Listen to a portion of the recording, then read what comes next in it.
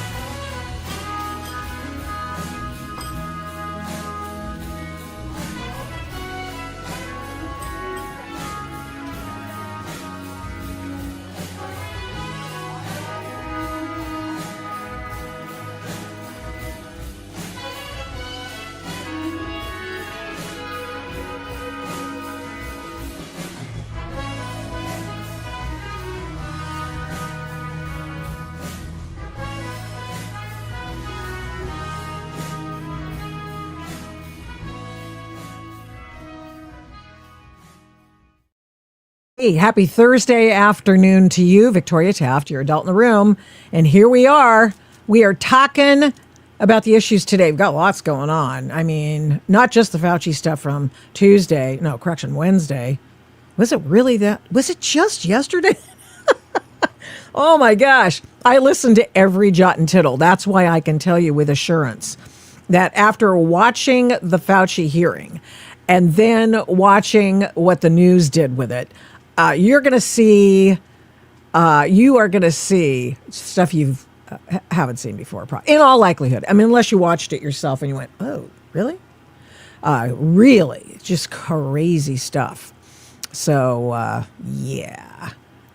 Oh, the haters are already in, so I think I'm going to need some friendlies to come in and engage because I can't necessarily engage over live, the live feed. So there you have it.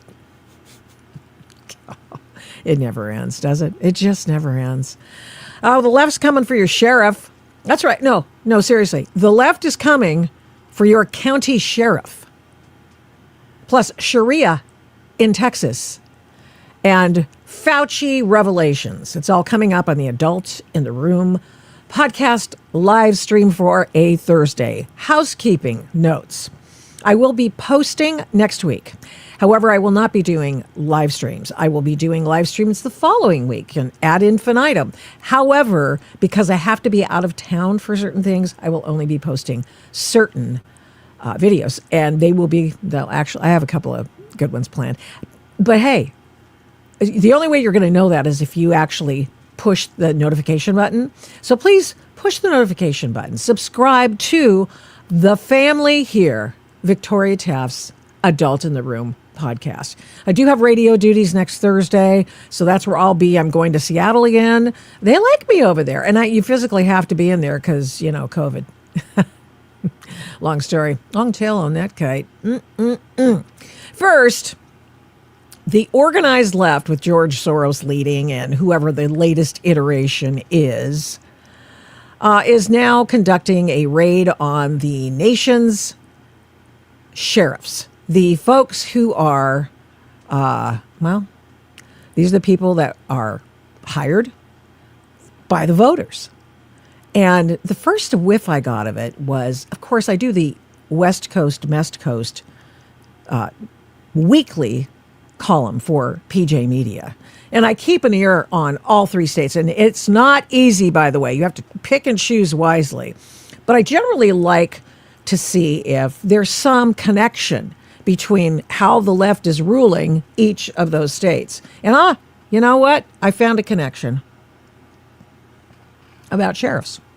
But first I saw, and this is interesting, because for whatever reason, I pick and choose things from the speakers a lot of times at Hillsdale.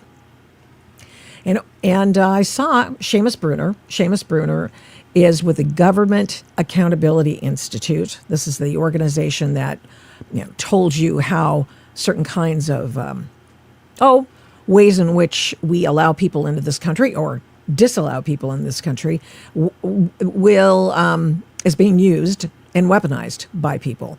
So that's one thing. But the other thing is that Seamus has also been on the program talking about funding for these organizations.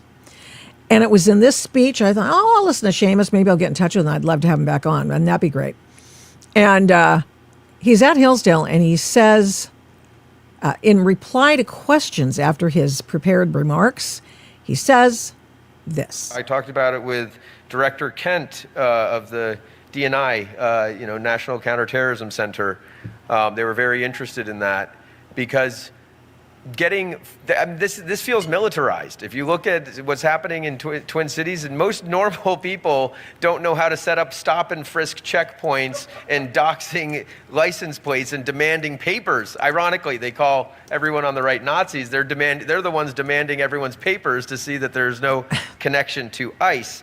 And so that, I would say, is probably first and foremost on the agenda for the FBI, is finding out who is giving this militarized training. I think we've identified many of the groups. I think the foreign connections are very unsettling. Mm-hmm. Thank you.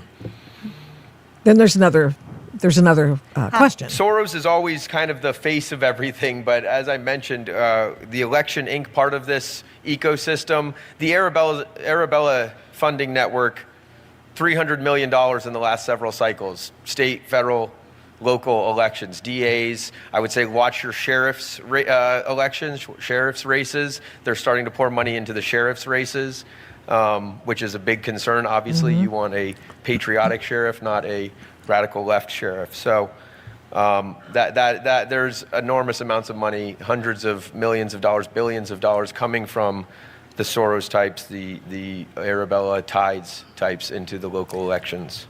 Yeah. Thank you. Yep. Thank you, Seamus Bruner. And so, yes, this is true. We have people who are attempting to take over sheriff's offices and to install more oversight where oversight already exists. And so I did a little sleuthing, tried to get Seamus back on because I wanted him to come on and talk with the sheriff that we have on the program today, who I have not named him yet. And the reason I haven't named him is because I want to have him be able to tell the story without a bunch of trolls coming on the channel at the moment. But now here is one of the things that I wanted you to see. It is from The Intercept. Progressive groups rally around candidates for sheriff seeking to reform police cooperation with ICE. Okay. Now, this is all part and parcel. You think that sounds like a good thing until you really realize what's actually going on. And it is this situation. Let me just make sure I can find the doggone thing. Why am I not finding this? Figures. I got this. Yeah, okay. Sorry, guys. It's one of those things. After a number of reform-minded prosecutors were elected across the country in recent years, progressive organizers are looking to translate that energy into a new electoral movement, reshaping the influential law enforcement position of county sheriff. In two of the nation's wealthiest counties, both located in Virginia and in a Louisiana parish, a coalition of progressive groups is rallying behind candidates for sheriff whose campaigns are focused specifically on reforming the way the sheriff's offices cooperate with immigration officials. But this ain't about immigration necessarily. Sure, it has overtones of that. And generally speaking, that's something that gets the left motivated and exercised. But this has more to do with... I would wager it has more to do with the opening that Soros took, George Soros, years and years ago. And whoever it is, Arabella, which is now renamed something else, and I meant to look up what the new name is, but maybe somebody can look it up for me and put it in the comments. That'd be great. But with George Soros leading, he spent billions of dollars to elect leftist secretaries of state. Remember that one? That was years ago. So they could control election law and install election law and tweak election law. And then they went after the attorneys general offices in each state so they could keep those laws in place, rewrite new ones, and decide who was going to be prosecuted. Would it be right-wingers or left-wingers? Let's not think too hard about that, or you've just... failed the IQ test. So anyway, then they went after district attorneys, which we saw come into full flower in 2020. And those DAs made themselves known. In Portland, Oregon, one of the scenes of the worst of the Antifa violence. Nearly all of those people who stormed the streets, did acts of vandalism, went after police officers, wasted our time, defaced statues, and watched as someone was murdered on the street. That's right, we had an assassination in Portland. And if you choose not to make somebody pay for some wrongdoing, what happens? That's correct. That which is rewarded is repeated. And what happened was we got over a year in Portland unrest, riotous behavior. You didn't always see it, but, for one time, the cops did something kind of fun. They put out a timeline of all of the Antifa violence and riots. Every time they called a riot, that's what they did. They put it on their timeline, and I happen to have one. So these things have happened because the left has induced these changes by political pressure and money from billionaires like Neville Roy Singham. You've got millionaires who keep pumping money into Arabella funds. And what they do is, and we've talked about it, they provide the superstructure and they allow grantings and all kinds of trickle-down expenditures to go to the frontline people who are determining whether or not they want to, what they want their risk to be. And now they're coming after the sheriffs.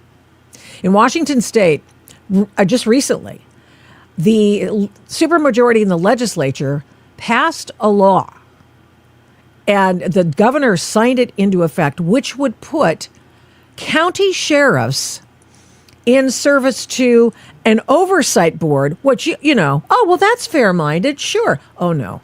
They could take a duly elected sheriff and boot him out for not hewing to this committee's standards. And what are those standards? Anything they want. Do they have to know anything about sheriffs, the job of sheriff? Oh, no. No, they don't. In fact, they have people with lived experiences who'd probably serve on that kind of committee. Like former prisoners. And so it is, the left is now beginning the enabling, the eventual, the granular, the A plus B equals C to take over county sheriffs. And just a reminder, what do county sheriffs do? Well, the biggest thing that we see they do is they grant concealed gun license permits. That's just one of them.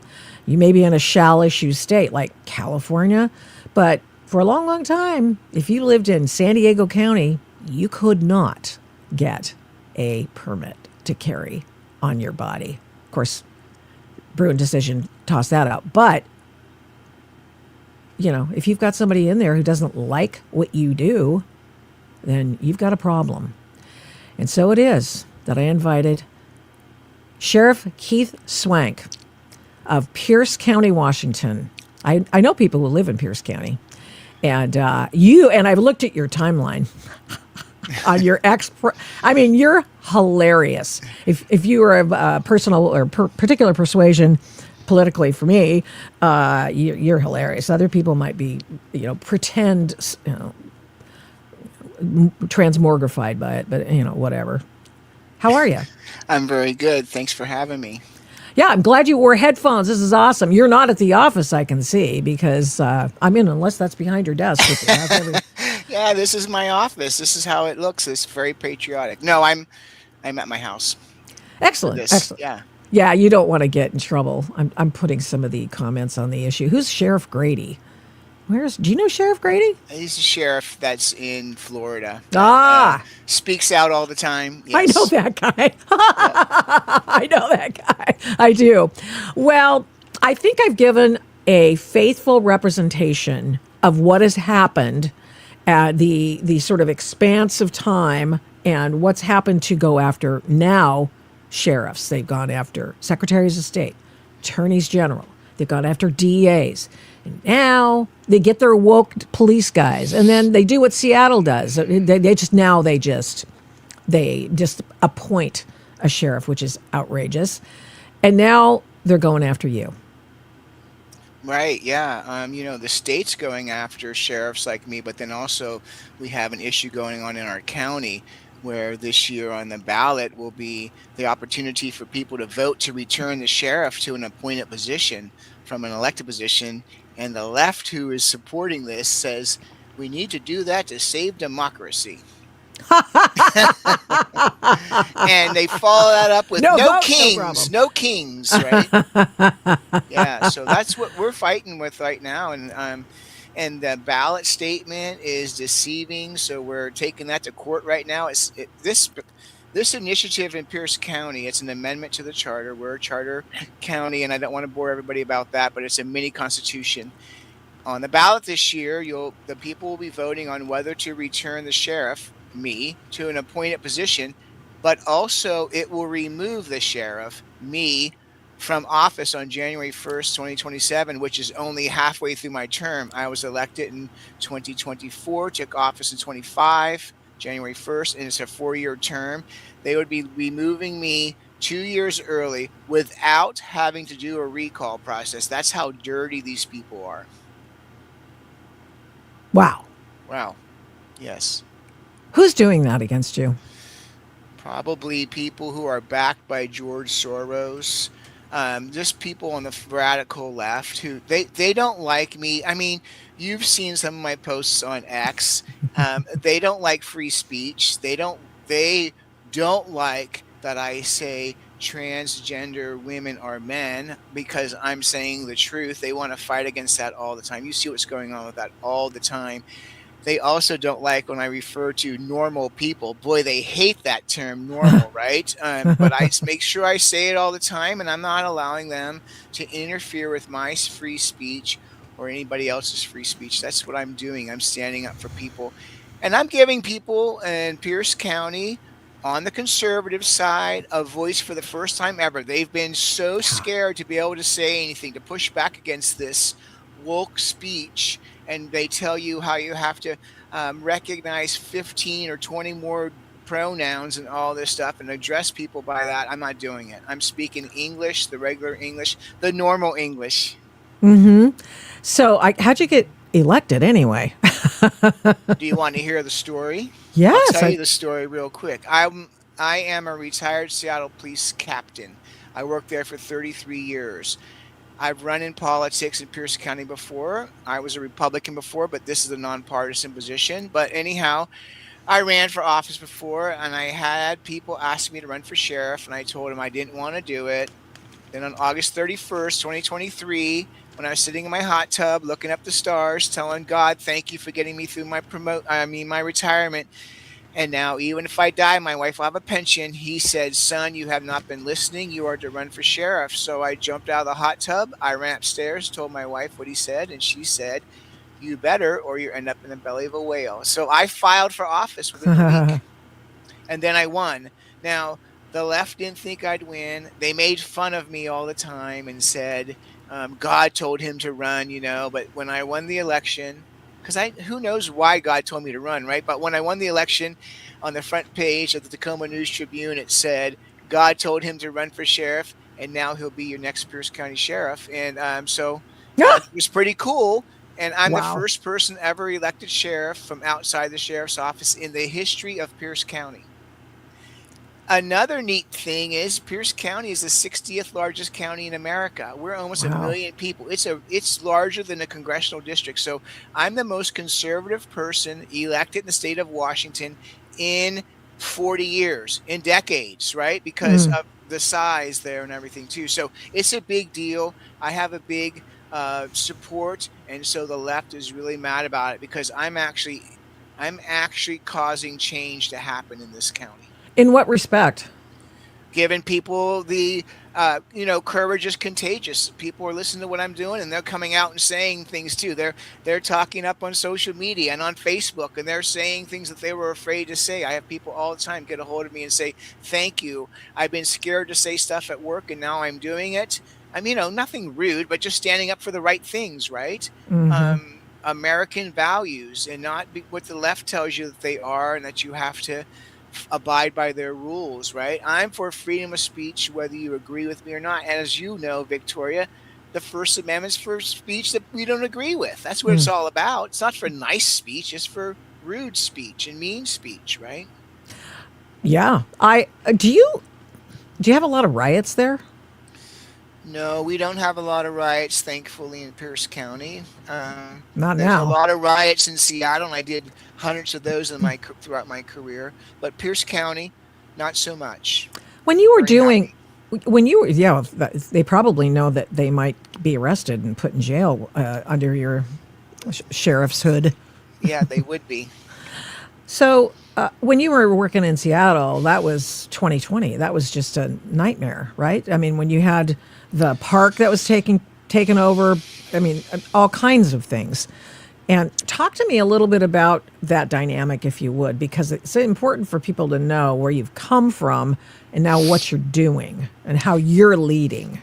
Yes, well, I was a captain at the Seattle Police Department during the scamdemic.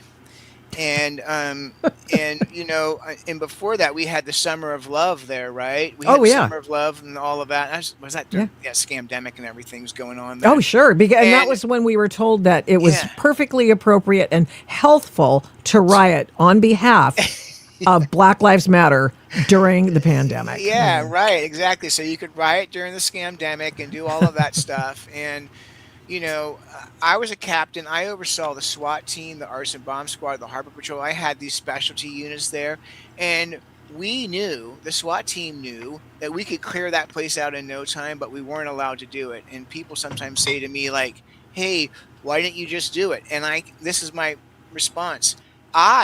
Keith Swank, was personally fine with doing it. I was old enough to retire. I could retire, but I had people who still had to make their mortgage payments, raise their kids, and if you disobey a lawful order, whether you agree with it or not, you could be fired, right? Termination. So I was ready for it to do it, and I was out there at nighttime watching these rioters and saying we need to do something about it. And then finally, I don't know what day it was, day 18 or 20 or whatever, when they finally had the political courage to do it, they gave us the opportunity to do it. And about 5:30 in the morning, we went up there to the chop zone, and we cleared it out in 10 minutes time, because when they saw the men show up in gear that showed they meant business, they left like the cowards they are, and we could have cleaned that up a long time before that. It was an embarrassment to me. It was happening on Capitol Hill at the precinct that I cut my teeth in my first 15 years in. They nailed doors shut, tried to set it on fire to kill cops, and they're alive. Yes, they did. And we didn't do anything about it. It was very, very embarrassing. And you can just see what's going on right now with this shooting they just had at the Seattle Center, and the buffoonery is going on, that command staff there. It used to be a great place to be, but towards the end it got bad. And one last thing I want to tell you, Victoria, and your listeners, that they made getting the jab a condition of employment. Like, if you don't get it, you're going to be fired. So I didn't get it. So I retired. Oh, that's what happened because you're not that old. So, Well, I I'm old mean, enough to retire, and I was old enough to retire, but probably started when you were 10. So that's I get right. it. Thank you. But yeah, so they did that against everybody and said you have to get this jab, which we found out how deadly it is to many people throughout the country now. To even Fauci got a blood clot from it, right? So Yeah. anyhow, yeah, that was it. That was going on there, and it was terrible. Looks like that police chief is going to be thrown out. The current one. Yeah, a year ago I put on X, I believe I said he'll be fired within a year because he was not going to cut it. I didn't know this would be the thing, of course, but yeah, he's a DEI hire he has no credentials. I mean, just people putting him in place over the years because he checked the boxes and everything. He's an embarrassment to that agency. Wow. But that's what they've been doing a lot lately, though. I mean, they haven't been able to keep a cop or a top cop for more than a year and a half to 2 year period. I think the Carmen Best was the longest serving recently, right? Well, yeah, I think Kathy O'Toole was there longer than her, but yeah, she was there for like 3 years or something like that, which is still pretty lame. The police chief that I came under, Fitzsimons was his name. He was there 15 or 20 years. Wow. It was fine. But yeah, administrations change. You have to be more woke and all of that. And look what it gets you. Chaos. Absolute Yes. chaos. I mean, I don't even know what happened. That shooting. Can I just tell you a theory? I've read next to nothing about it, and I should because I have to be on the Seattle Red next Thursday. So I'll be doing radio next Thursday for Jason Rantz, and so I better get my learn on. But I was thinking about it today, and I thought, you've got the 15-year-old. Sorry, everybody, I'm just going to punch out for just a second on this. 15-year-old, 19-year-old, and then you've got somebody missing, right? And you've got multiple people dead. And do you think that was a gang initiation instead of a gang shootout, per se? It very well could be. I don't know enough about it. It could be initiation or a gang shootout, but a 15-year-old suspect there, a 19-year-old, they could have had a beef with each other, or it could just be. But see, they all had guns, so I would say it was they got rolling in there with their guns. That's the bite of Seattle. Years ago, it was free, but we had so much gang just fights going on in there in the 90s that we made people pay. We made people pay to go in there, and then gangsters didn't want to pay $20 to come in and shoot somebody. They want to shoot them for free, right? So they didn't pay, and it kept the riffraff out. I don't know if they had free admittance this time or not, but I'd be suspicious that they did, and that's why people were in there, because if you make them pay, it keeps the riffraff out. Huh. Yeah. Well, yeah, that's like a cover charge. I mean, Yes, that's what right, it is. exactly. Yeah. Somebody wants to know, Jordan, one of guys been listening since I've been in Portland radio and on and on. I'm here now, Victoria. Please ask Keith Swank if he participated. This is not a gotcha question, by the way. In any of Chris Ann Hall's teaching sessions. She's a constitutional attorney, helped with both Bundy incidents in whenever, 2023, 25. Yes, I have been to her trainings. Oh, interesting. What were they? I mean, I have no idea. She's from Florida, but she comes out to various states to talk about constitutional sheriffs and what constitutional sheriffs do and whatnot. Yeah, that's another issue. Are they afraid that you're going to be so aligned with that aspect, that mindset, that that the woke people in Washington State want to get rid of you for that reason alone? Yes, I think so. I think, and I tell them all the time, I'm not a member of the Constitutional Sheriffs Association. CSPOA or whatever it is. I'm not a member of it because there's some stuff that goes on there and some statements that's made there that seem radical. And also people tell me all the time about what you can do as a sheriff. And then I ask them, well, how do you exactly do that? And they just say, well, just do it. And that's not how this works. The real world doesn't work that way. Like someone says, you have the most authority there. You can hold, people accountable. You can put them in jail and have trials. I go, oh, so I mean, the sheriff, I just call them into my office and have a trial and say you're guilty. Then I throw them in jail. Oh yeah, I can see why you'd want to be. Works, right? Yeah, that would not work. I have to tell people about this. Like, yes, I'm the chief law enforcement officer of the county, but it doesn't mean that I'm the judge and the jury. of people there. Nor would anybody want to have that unless you want a king there in charge, right? So that's not how this works. But I've been there training. So now the left is now using funds from all manner of organizations, the billionaire class, and I mean by that, I mean not necessarily American billionaires either. There's a guy over in Europe as well. And so this is starting. It's being seeded, this effort to wipe out independent judges, independent sheriffs. And there's a group, Sheriff Accountability Action. This is a national organization devoted to curbing harms from sheriff's offices and supports elections, county commissioner oversight, and organizing as levers for change. Are you familiar with that organization?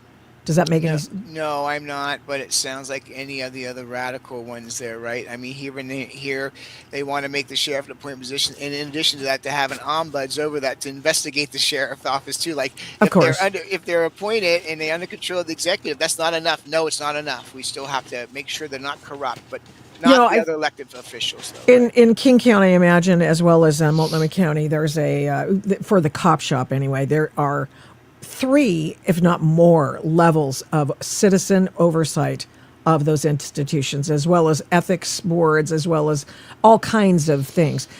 Is that something that, do you have that as a sheriff? I mean, do you have some, do you have to answer to a citizens group or an organization that watches what you guys do and calls you to account? Well, we have the Criminal Justice Training Commission that oversees all law enforcement, and it's run by a group of radicals also. And then just in the sheriff's office itself, we have internal affairs, and so we do investigations on our own people. And oftentimes people like to try to say things like, oh, well, you probably cover it up or this or that. And we don't. Actually, we do a better investigation than what civilians do, and we hold our people more accountable too. But we have those sort of things, and then the Attorney General's office can investigate things. So there's all kinds of EEOC, Equal Opportunity Commissions. There's all kinds of oversight for sheriff's office, law enforcement in general. Yes. Okay, so this is happening. This sort of effort to put the local sheriff, in every place in America. This is going to happen. And right now, it's in L.A., Riverside County, because of Chad Bianco. San Francisco, they passed additional oversight. San Mateo County, California. Prince William County in Virginia. Loudoun County, Virginia. Baton Rouge, Louisiana, East Baton Rouge, North Carolina, and in Arizona. Of course, they didn't like the sheriff, Joe Arpaio, who's the Maricopa County sheriff for a long time. The guy who made prisoners sleep in tents and wear pink underwear and eat green bologna. So, and I was all for that guy. Sure. Because, for obvious reasons, because I just don't think criminals ought to be treated with kid gloves. Just crazy me. So, in this particular case of the law passed. Well, I was just going to go over here. Thank you for doing that. Here we have a letter from Chelan County Sheriff, and the Chelan County Sheriff talks about the most concerning provision of the granting, I guess, the law passed, and it's now in dispute in the courts, is that it grants unelected state board the authority to remove duly elected sheriffs from office. This represents a fundamental shift of power away from voters towards centralized authority, sort of pretty much on a mass scale what they're doing to you in Pierce County, or Washington, I guess. The office of sheriff belongs to the people of each county, not the legislature. These concerns are shared by the Washington State Sheriff's Association and the Washington Association of Sheriffs and Police Chiefs, both of which oppose this legislation. This is the third consecutive year this legislation has been introduced to modernize the office of sheriff. This is not an organic effort. This is a from the top down effort. Yeah? Yes, this was passed by the state legislature. It's Senate Bill 5974. And if you haven't seen my speech in front of the Senate, you should make sure you get it and play it sometime, because I will. I brought big attention to this. That speech got probably 1 million views. They never had anybody stand up so firm to them, and then they tried to get me removed from office because they said I spoke in a threatening manner, which is great. Show them that stuff. But anyhow, that is different than what's going on in Pierce County. Pierce County's added to it. But this is a legislation passed from the Democrats, who have super majorities, as you know, in Olympia, that says they can remove from sheriffs from office for various things. But one of the things they can remove sheriffs from office for is speech, hate speech, and they define hate speech. So let me tell you some hate speech. Transgender women are men. That's hate speech. They filed a complaint with the CJTC, people have, about things that I've said, and they want to have me removed from office. And I'm looking forward to that fight, to be able to challenge that to the U.S. Supreme Court if necessary, about my rights for freedom of speech. But the other thing too is, according with that one, if they say that I'm removed from office, I'm not leaving. And I told them that I won't be leaving. And thousands of people in Pierce County will surround the county city building where my office is, and not allow that to happen because they voted for me. You can't remove me because of some speech. But it's held up in court right now, and it will probably be ruled unconstitutional, possibly be ruled unconstitutional. But then it'll go to the state Supreme Court, and they might say, no, it's fine. Then we'll be back with this unelected bureaucratic board handpicked by the governor to say what hate speech is, remove sheriffs from office. That, I mean, everything else is like criminal based, but this thing about the speech and whatnot is what's really bad. What are your biggest fears about this effort to defang, or if you will, the sheriffs, provide oversight by radicals, generally speaking? Well, first off, I'm not worried about it myself because I'm not scared about this. I don't need to have this position. I have it because I'm trying to do what's right for the people. And if I were to get removed from office, then so be it. But in the meantime, I'm going to fight firmly for it. So I'm not really worried about it, but I'm worried about this office of sheriff for future sheriffs, for the people coming in behind me that need to be there for their 20 or 30 years, and will they be able to run the office the way they need to do it, or will they have to do it the way the politicians tell them to do it, which is what politicians want to do. So I'm standing up for that right, for people to do that, and it's giving courage to other sheriffs across the state also to stand up and do the right thing. And so I think we all need to unite, stand together. Chiefs of police aren't cut from the same cloth because they're appointed. They have somebody that tells them what to do. But the people elected me. If they don't like me, they don't need to vote for me next time, right? Or run somebody against me. But while I'm here, I'm going to stand up for and do what I believe is the right thing all the time for all the people here. And I'm going to defend their constitutional rights, especially First Amendment, Second Amendment rights that have been taken away from us here in the state of Washington. In what respect have they been taken away? Well, if you speak out against the left, you get canceled.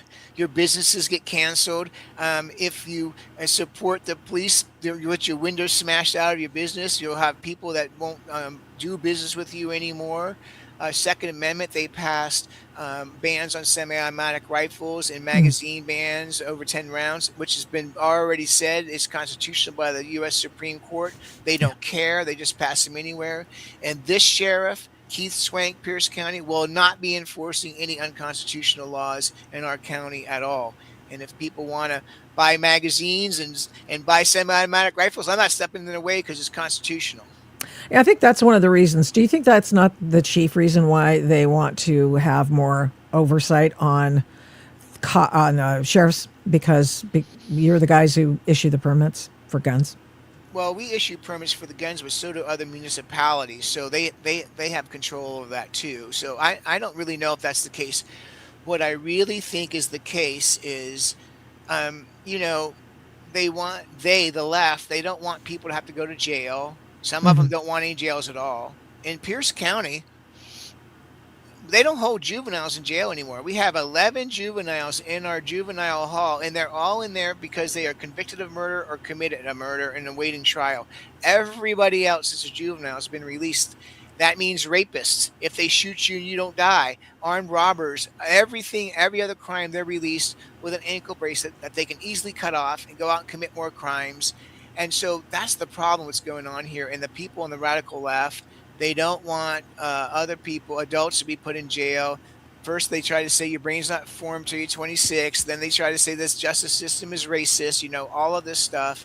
And so that's what we're up against, and what we're fighting against is just normal thinking. Like, hey, bad people are out there and we need to put them in jail.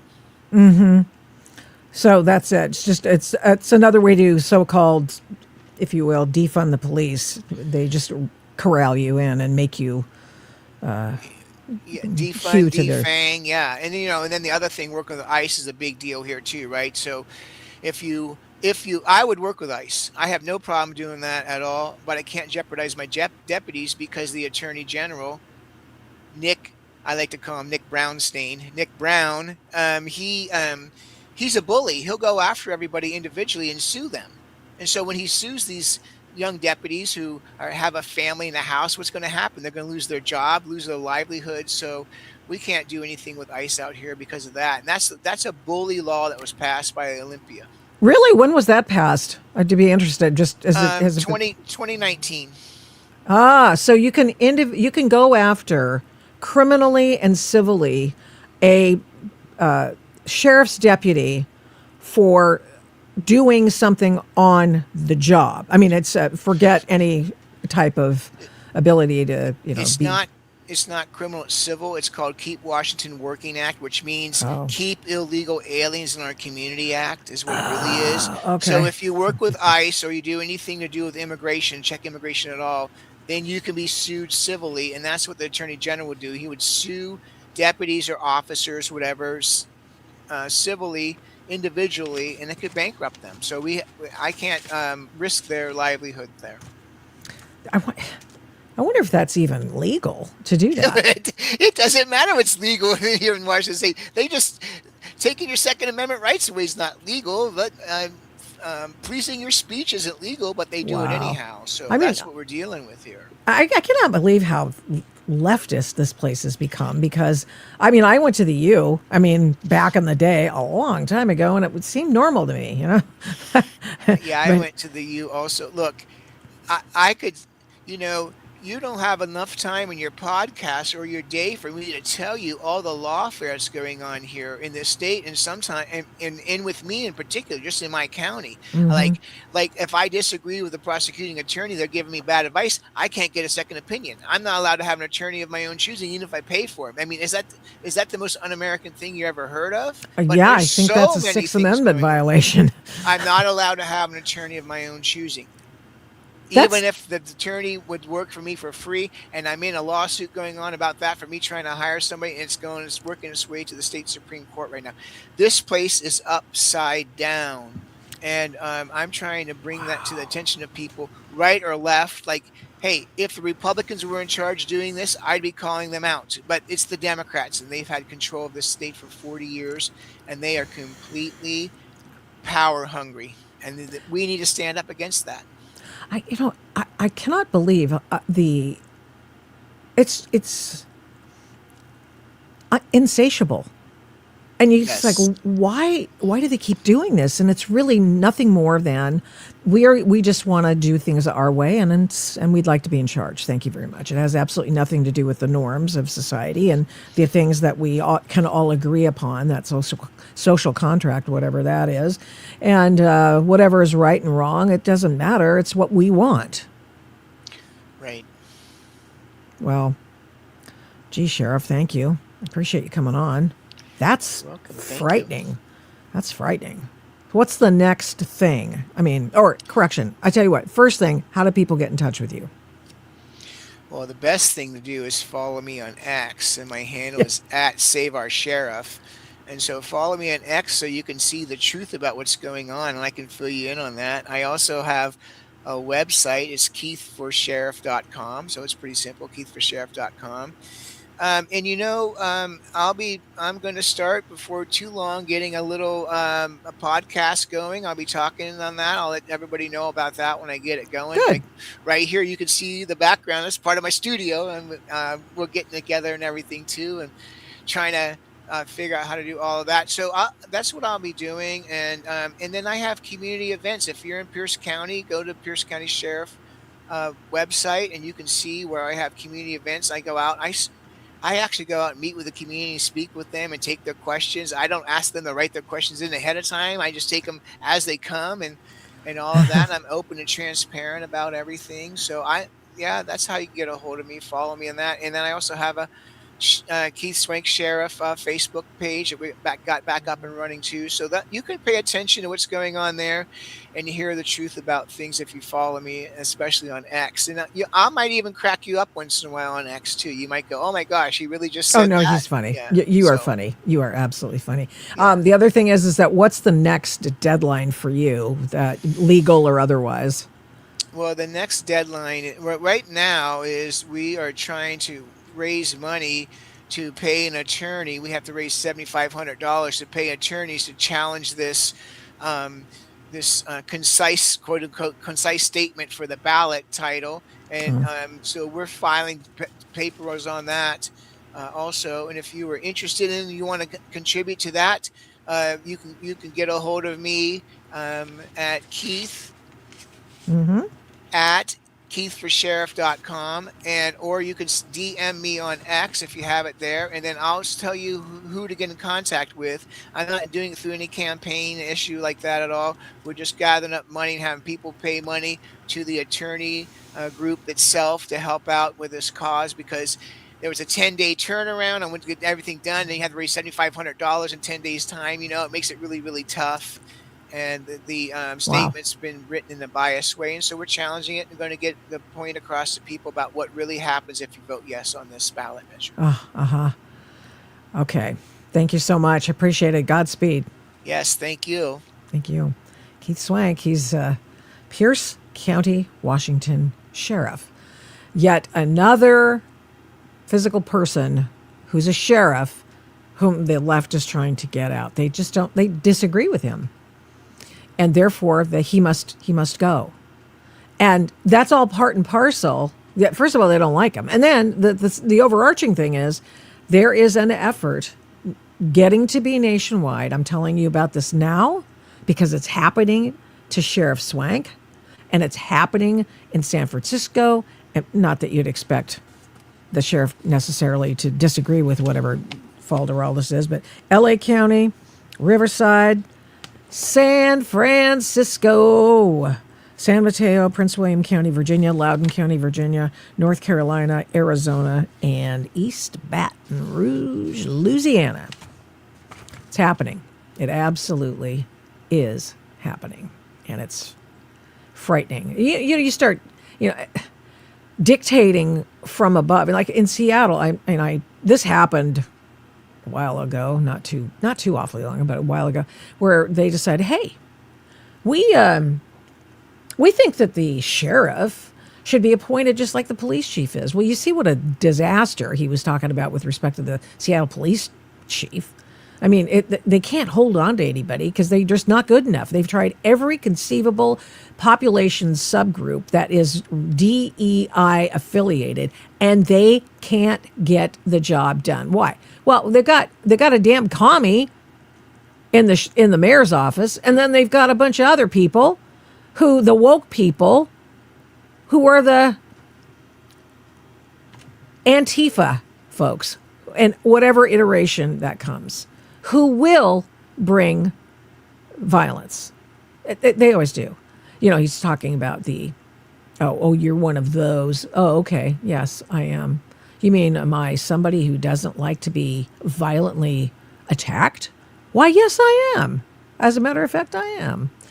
But this is one of the things. I want you to hang in there and listen up here. Is that a Q or an OU 812-34? I'm sure that was a randomly assigned deal. I want to tell you something about free speech, as the sheriff was talking about. And there's a fundamental misunderstanding about what free speech is and what it covers, what the Constitution covers. And I brought this up multitudinous amount of times, but I think you should know. Free speech, anything you say is not protected. if you incite violence, if you incite others to violence, that's not protected free speech.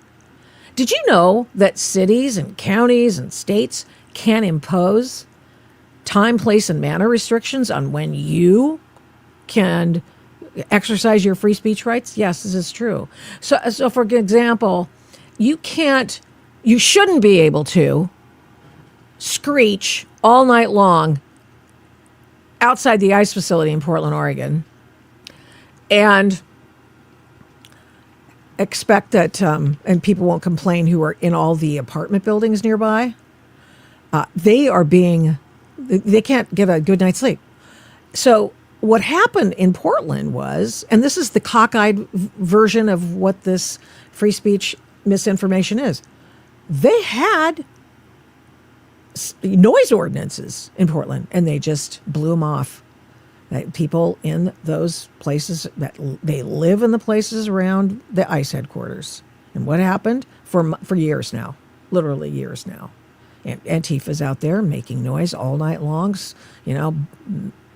blasting their voices, music, etc. There's dancers and all kinds of craziness, and there's violence. And so what happened? The city of Portland and the police chief both came and testified for Antifa in a lawsuit against the city of Portland. Now that's crazy, because they could, if they wished, they wouldn't even have to do anything fancy. They could just announce, hey, by the way, there will be no screeching at after 10. We're done with that. And you'll be handled according to the law after that. If you can insist on breaking the law, we'll assume you really mean to break the law, and we'll take you in. We'll make you, pay, if you will. And see, that's actually the ability to, the correct way to support free speech, giving other people the right to not be screeched at. It's interesting, and it was something the left really doesn't like to admit. This is very interesting. Have you seen the movie about Don't Sharia My Texas? It's called the Alamo, and I just want to make sure I get it. Remember the Alamo. What was I thinking? Remember the Alamo. Don't Sharia My Texas. Have you heard about this? There's a new movie out. It's a documentary, actually. Chris Burgard is the director. Welcome back to the Adult in the Room podcast. Thank you very much for being here today. I messed up, and you were supposed to be on Tuesday, and I just went. That's all right. I'm just blessed to be here, Victoria. Thanks for having me. Thank you. I appreciate it. Shall we watch your trailer? Would that be okay with you? Or would you like to just chit-chat about the movie and why you're doing it? How about if we do that? How about if we actually find out why you made this documentary and how people can see it? How much time do we have, Vic? How long is it? You have as long as you want. Well, let's watch the trailer first. Give folks a little bit of everything. Okay. Good idea. Thank you, man. Okay, here we go. Go. فأجمعوا أمركم وشركاءكم ثم لا يكن أمركم عليكم غمة. This American man must pay the price for America's failure to surrender to the Islamic State and submit to the will of Allah. The death of this kafir will soon be repeated 300 million times over. The caliphate will destroy the great Satan. We will urinate on your constitution, and soon you shall have Sharia in your White House. Damn it, Mohammed! Sorry. This is an insult to Allah! I spilled my juice. I'll spill your blood, you son of a Hollywood whore!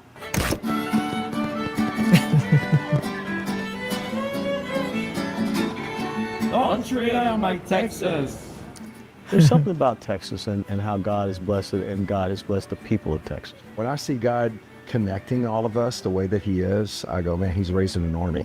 Mark! If we want to stay here, we must talk to America about Sharia. Nobody in the government, civilian government, DOD, Intel, knew anything about Sharia. We are 5 days away from fundamentally transforming the United States of America. Did you find that the Biden administration's DHS had a formal vetting process in place? The department did not have a formal process at the start of the OAW. That's astounding. My wife got confronted at 9:30 at a grocery store parking lot by a guy saying, Alex "You Jones. should not be on the street. You're going to be raped." People get excited and the rape is done. Who's to blame? It is illegal to blame. Under his system, he's allowed to rape any woman that's unattended. My cousin was 13 or 14, Jeanette. She woke up naked in a house, lots of bearded Muslims raping her. Oh, jeez. There's no such thing as a Muslim country where children are not trafficked. What you have right there is a clash of civilizations, not a clash of religions, a clash of civilizations. Good point. Is Islam a religion? It's a civilization, not a religion. What about the Muslim Brotherhood? What about Hezbollah? What about Hamas? What ties the entire global movement together is Sharia. The stated purpose of Islam is to wage jihad. They don't apologize about jihad. They're not afraid of jihad. It's a part of who we are. Since 2020, there's been over 500 Catholic churches that have been assaulted. You don't hear about the Christian churches that have been attacked. If a mosque was attacked, they would be crucified. If you build a mosque in the middle of nowhere, you're going to get Islamists.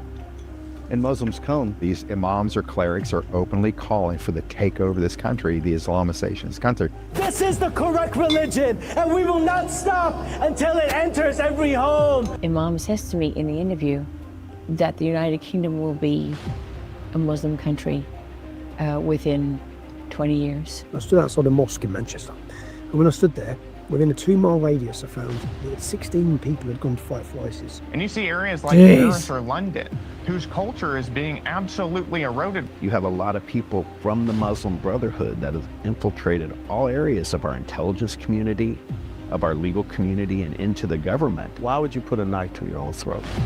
Good Army Major question. Nadal Hassan was convicted of killing 13 people and wounding 32 others.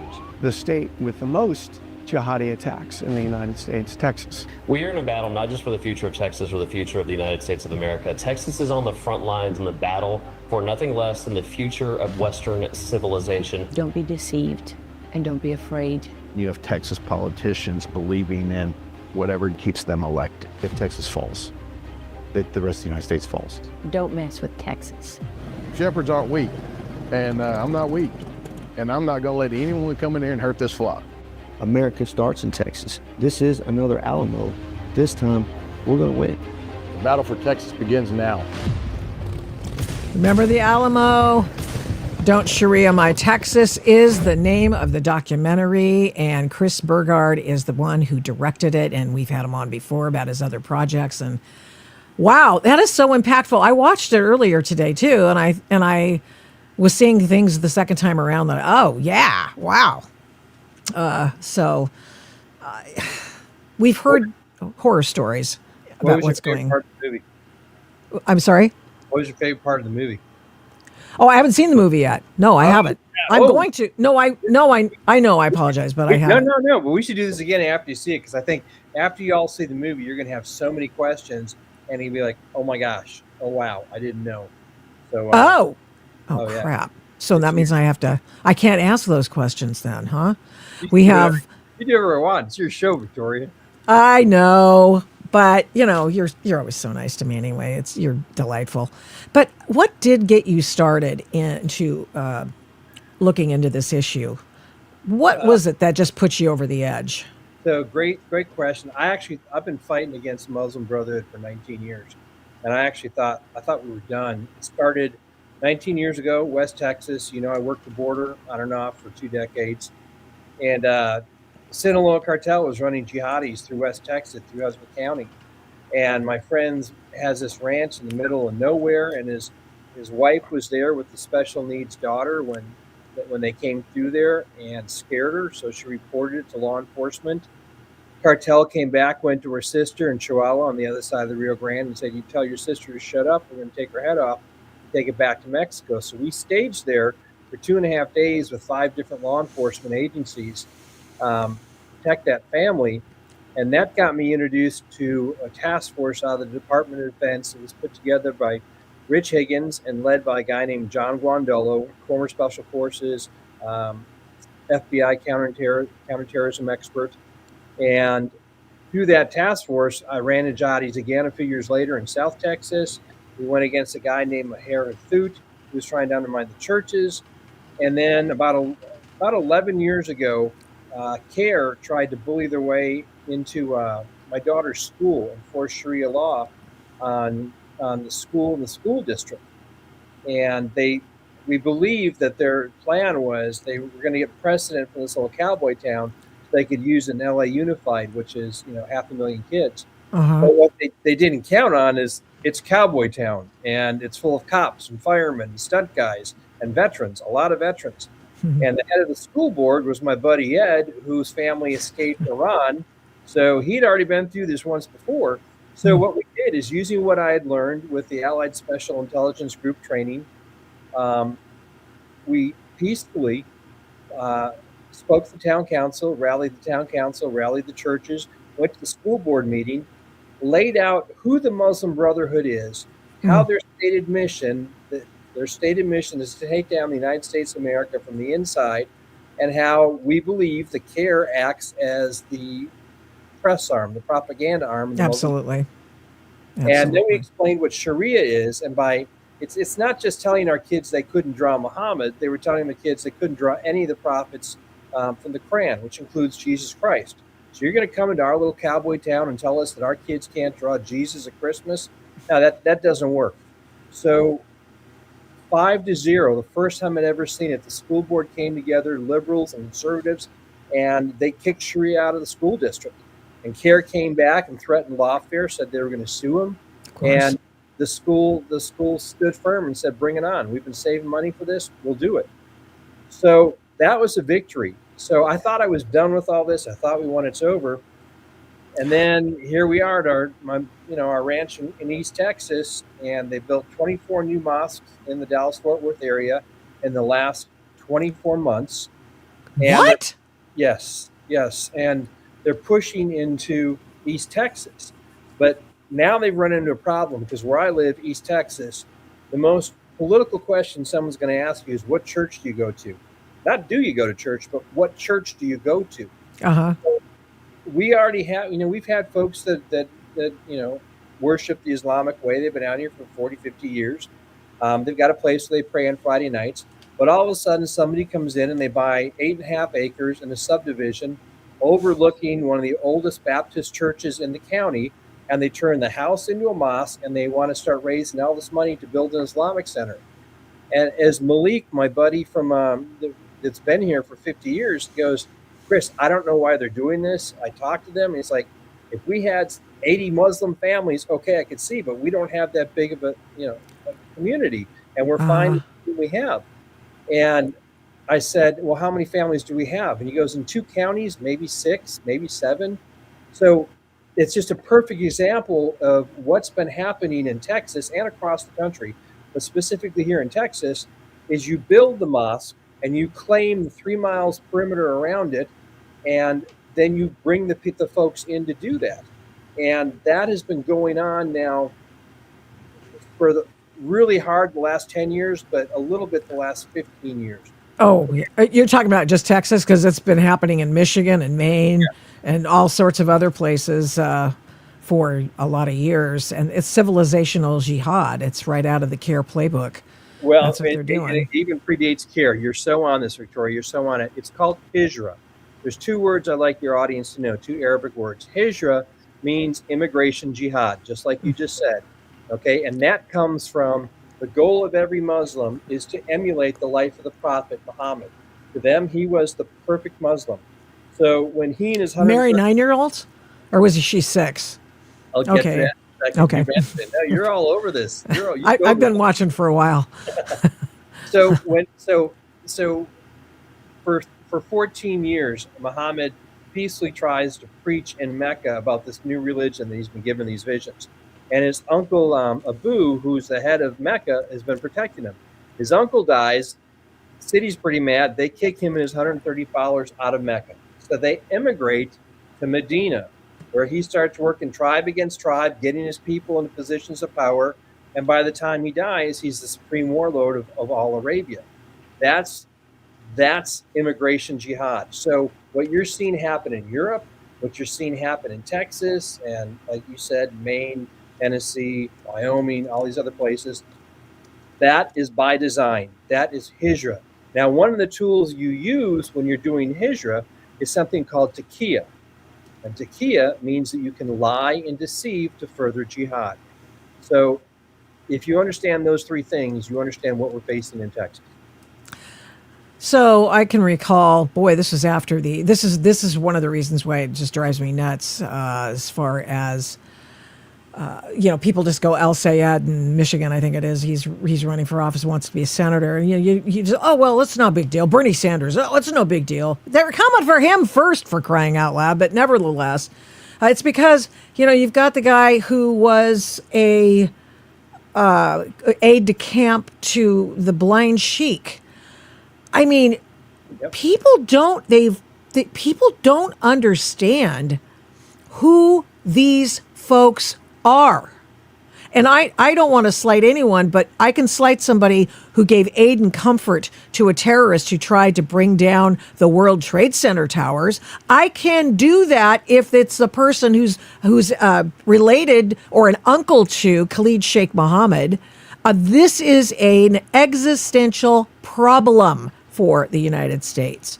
And this is why, going to look at, in fact, I was just looking up to see if I had the photo of the organizational chart for the Muslim Brotherhood to find out, this is their own sort of, it's the Rosetta Stone of the civilizational jihad against the United States. And it came from that Holy Land lawsuit years ago.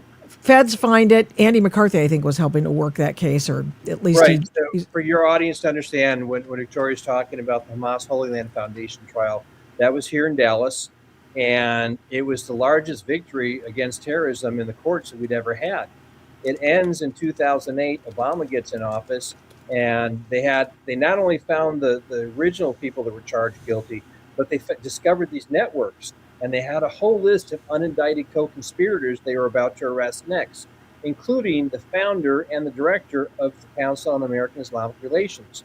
Obama gets into office, brings in Eric Holder, and what they do is the investigations cease, the indictments never go out, and then he takes some of those same people and puts them in power in the federal government as advisors and executives and directors, and that's how you fundamentally transform the United States of America. This could not be done without influences with the invasion that's coming in from Israel, but also infiltration at the highest levels of our government. Pretend you're born in Somalia and you live your life in one of the hottest countries on the planet. I know I want to go to America where I can live in the coldest city that they have in America, up in the Great White North, and be around a bunch of Vikings. You think that was their intent, or were they put there so they could socially re-engineer that entire voting bloc and that culture? Here's I think this is the one, the Muslim Brotherhood organization in the U.S. This isn't the original. The original one that we saw was, you can't even read it online, but nevertheless, Saudi Arabia with their Wahhabist viewpoints. In fact, it kind of still blows my mind that they want to do business with us whatsoever. Hamas, of course, and Islam. These are things that we, MSA, you've got Muslim student associations at a lot of campuses. Yep. And they, IAP, that's another one. CARE, what else is here? A bunch of others. I mean, they actually gave themselves up in that trial. We found out what their aim was, and then nothing was done. I mean, this is the question everybody should be asking themselves. And look, I don't hate anybody. I don't want to see any violence come out of this. I had a young Muslim ranger. Abdi saved my life 23 years ago in Kenya. I would do anything for Abdi. Abdi is not in Texas forcing halal food, the meat from tortured animals, into public schools.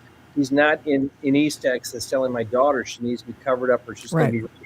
He's not in Dallas killing his 2 daughters when his daughters date 2 non-Muslim boys that are considered kafir. Okay, so what we're standing against is Sharia law and the Muslim Brotherhood. Like I said, I've been standing against the Muslim Brotherhood for 19 years.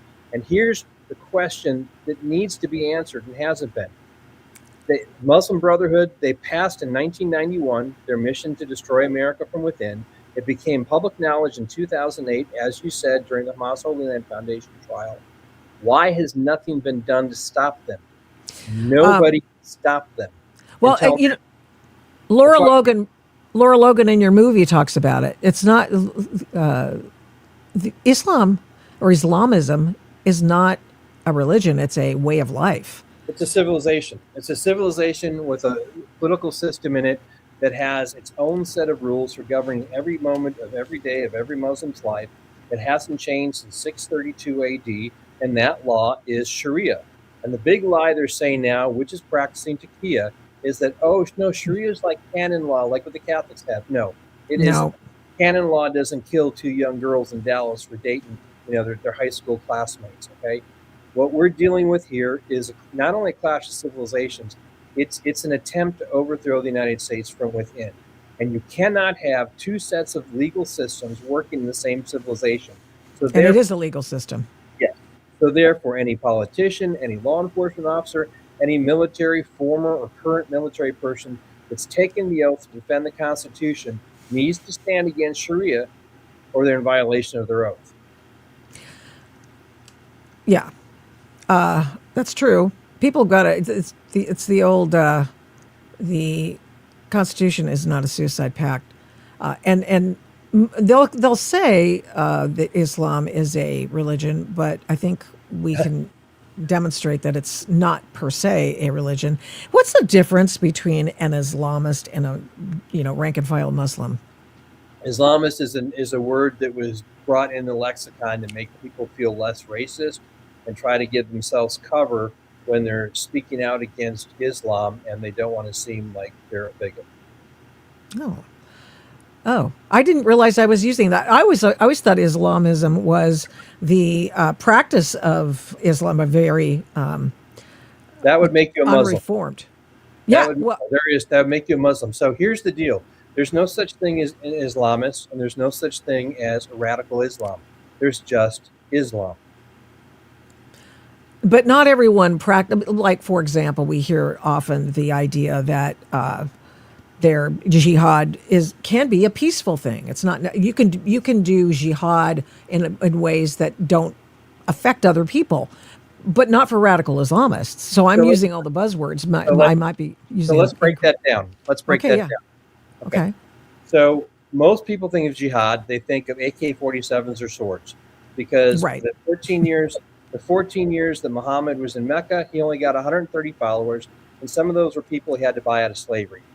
Yet within 10 years of getting to Mecca and using Hijra and using the sword, he conquers all of Arabia. And then 10 years after his death, they've conquered Syria, they've conquered Palestine, they've conquered all of northern Africa, because then they've gone violent. So people know that in their brain, okay, that's jihad.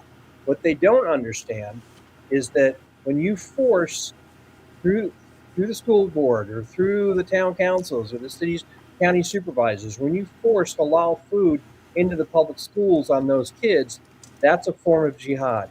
When you have a whole bunch of military-age men blocking the streets of Houston, Dallas, Austin, Dearborn, Minneapolis, New York, that's not because there isn't room to pray in the mosque. That is also jihad. And those images are going out to the entire Islamic world saying we dominate, that we own this space. When you have local councils that get rid of their noise ordinances so that you can put the call to prayer out as far as that's jihad. That is claiming that space. And for everything that hears that. Do you see how this works? Yes, I do. When you go into a pool and you say we need 4 hours a day for our women to swim in their burqas, yes. Otherwise we're offended. That happened in Portland. So now, and here's how you put it in historical reference. If you know history, okay, Europe stopped Islam at the gates of Vienna, okay, and it was an incredible battle in history. You had King Juan Sobieski come down, the winged hussars, and they routed the enemy, and that sent them all back. The Ottoman Empire was kaput for that.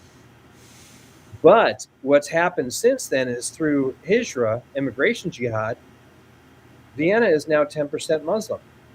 Muhammad is one of the most popular, it's the number one name in England. It's one of the most popular names in Sweden, in France, Belgium, in Austria for young babies.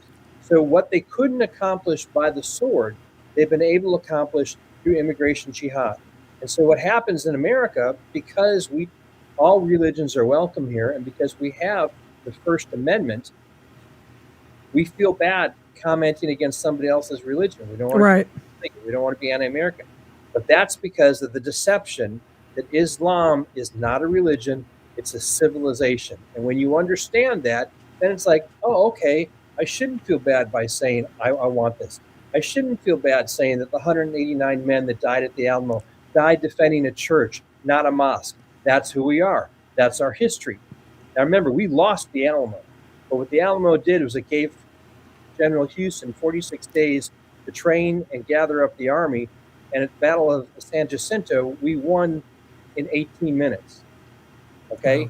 Mm-hmm. That's where we are now. The Muslim Brotherhood thinks they've already won in Michigan, and they really have. In Michigan, in Minnesota, in Tennessee, and they think that they're almost done winning in Texas. But what they haven't counted on is the DNA in our blood down here. They haven't counted on the character of Texas, the rugged individualism, and the fact that we were a country, a republic, before we became a state. And if we don't do something, Texas is on the road to becoming an Islamic state, and you will see violence. By standing up now and doing something and just following the laws that we have on the books to stand up for the Constitution, we can peacefully send Sharia back. I'm watching the movie. Jordan says Christianity and our Constitution are antithetical to Muslim Sharia law. Islam is a theocratic religion that controls every aspect of human life. This is a cultural evil. Correct. And why is it when you watch the movie? I tried to go speak to the leaders that were trying to build the Islamic Center in our community, and they hung up on me. We had 5 emails back and forth with Epic Center. You may have heard of those guys. Epic Center, the guys that want to build a city. Is that going through? So where it is now is Paxton got it shut down, but then a liberal judge came in and overturned that. And what you'll see in the movie is you'll see Yasir Qadi, who is a top operative that they brought in to Plano from Tennessee after they won there, pushing the Muslim Brotherhood's agenda. He's laughing. He's like, they think they can stop us. No, we just call our lobbyists. And look, it's good to go again, because their experience has been that America and Texas is for sale. And so far, it's been working for them. But that ends now. They just did a hit piece on me last week for making this film. They call out the big guns. Went to the head of CARE, a guy named Ghani in Houston. They went to George Washington University and got a political science professor to say that I'm a dangerous extremist and that this dangerous movie should not be watched. I mean, it was a big hit piece. I'm going, why did they call out all the big guns for a movie that's not even in the theaters yet? They must be pretty darn concerned, and they have a right to be concerned, because when the truth comes out, people don't stand for it. And we've already beaten the Muslim Brotherhood once before. We know how to do it. We will win Texas, and we will free the United States of America. The Muslim Brotherhood has been winning because no one stood up to fight them. Well, that ends now. That's why we made this movie. And we will wake up all of Texas and all of America. Here's one of the hit pieces that we saw. I just came across this.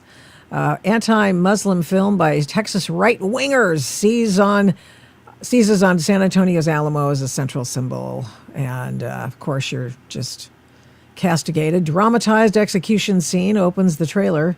Oh, that was a funny scene, by the way. I mean, as it was intended. The reason that scene is in there, Victoria, that's a true story. So we went to make that skit. It was awesome. It was so funny. And you'll see the whole skit in the movie. But the day before, the lead actor, professional actor, great guy out of Hollywood, he quit because his family was too worried he would be killed for making fun of Islam. Oh, I wow. put that in the movie because imagine that. In the United States of America, a professional actor is afraid to be killed for doing a comedy skit. What kind of religion is that? What set of rules would designate something like that? And so then we go from there into who was Muhammad. And, you know, there's been a lot of pushback and people have died for wanting to draw Muhammad. We actually took it a couple steps further. We took the entire Surah, which is the biography of Muhammad written by his contemporaries. We condensed it down to a 7-minute cartoon in the style of South Park. But you watch that 7-minute cartoon and you pretty much learn exactly who Muhammad was. And that gives you the context, because in Islam, it's not like Christianity. Christianity, you read the Bible, Old, New Testament, you understand Christianity. In Islam, the Quran is only 14% of it. So people are like, oh, you read the Quran, you know who we are. No, it's only 14%. That's the Hadith. You have to read the Hadiths and you have to read the Surah. And I tell everybody, read the Surah first, because you have to have context for the Quran. So you have to understand who Muhammad was. Was he a warlord? Yes. Was he a slaver? Yes. Did he own slaves? Yes. Did he, and here's to your earlier point, did he marry a 6-year-old girl? Yes. His favorite wife, Aisha, he married her when she was 6 years old, but he promised her father, Abu Bakr, that he would not have relations with her until she was older. Well, he waited 3 years till she was 9 years old, and then he consummated the marriage. And she was his favorite wife. She was 19 years old when he died. God, I hope she spit on his grave. Probably not. Who knows? Charlie Hebdo, the French publication, and there was a mass shooting at Charlie Hebdo, and that was what started with. I think that was before they went after South Park. It was before they went after South Park, because South Park wanted to address that. Matt Stone and Trey Parker, those guys are awesome. They're great. They're really great. You know, they just call truth. They call up their own religion, Mormonism. You know, they hold people accountable. What you'll see in the movie is, first you're going to see what happened to Theo Van Gogh. He was a filmmaker that dared to fight Islam. He was shot. He was stabbed. His throat was cut as he begged for his life. And then they had a 5-page manifesto stuck through his rib cage with a knife. Charlie Hebdo was 12 people were murdered at Charlie Hebdo. It was a cartoon publication. And then here in Plano, you had 2 operatives were killed when they came to attack the Draw Muhammad contest. It was a First Amendment freedom of speech. Now that's right here in the Dallas area. So what you see in the movie, when you see this little town of Acton Agua Dulce standing up to the Muslim Brotherhood and to care, they did that only 4 months after the Plano shooting. So you're seeing regular Americans get together and do extraordinary things, because it comes down to the First Amendment. If you don't have the First Amendment, you don't have the United States of America. You don't right. Well, that's absolutely true. That's true. It is. Yeah. So there's got to be a balance. I'm not sure. I just don't. I don't know why you would go out of your way to allow a bunch of folks from Muslim majority countries into this country, because they don't want to understand. They don't want to be among us. They want to be segregated among their own people, and it's generally speaking just to take and not give back. I would say I'm so tired, frankly. Let me answer your question. Here's how I understand how to do it, because you have to understand it's not just about Islam. It's about the red-green axis. It's absolutely the Islamists working together. And there's look at 1979 Iran. Yes. Remember, it was the students, the left-wing students that attacked Nancy. And you had this coalition of Marxist, left-wingers, students working with the Muslims and the fundamentalists to take over the country.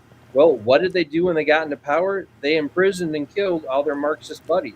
The same thing Hitler did on the Night of the Long Nights when he got rid of the brown shirts. And you'll see there's a little cartoon we have that's been so censored. It should have tens of millions of views. We made it for the ending credits. It's like a Disney cartoon, and it's a little 9-year-old blonde cowgirl going around, and she's saving women from burqas. She's saving an amazing Muslim woman who's about to be stoned to death.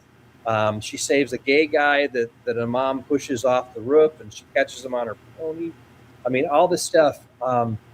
San Antonio Express went crazy over that. They said how racist it was, this and that. If they would have really told the truth about the cartoon, at the end of it, because the chorus is just go home, don't Sharia My Texas. And at the end, you have these guys that the Longhorns are pushing down the dock onto a boat as the boat goes away. But they're not pushing Muslims away. They're pushing the jihadists. They're pushing the guys that tried to kill a gay guy. They're pushing out the people that wanted to stone a woman for wanting to be a businesswoman. They're pushing out the guy that is kissing and marrying a 6-year-old girl. And that, by the way, child marriages are happening in the United States and happening in Texas. I know we have Sharia courts too, don't we? Yeah, absolutely they do. Absolutely they do. And the reason you have these child marriages is because who's the perfect Muslim? Muhammad. We're supposed to emulate him. He married a 6-year-old, so we can marry a 6-year-old.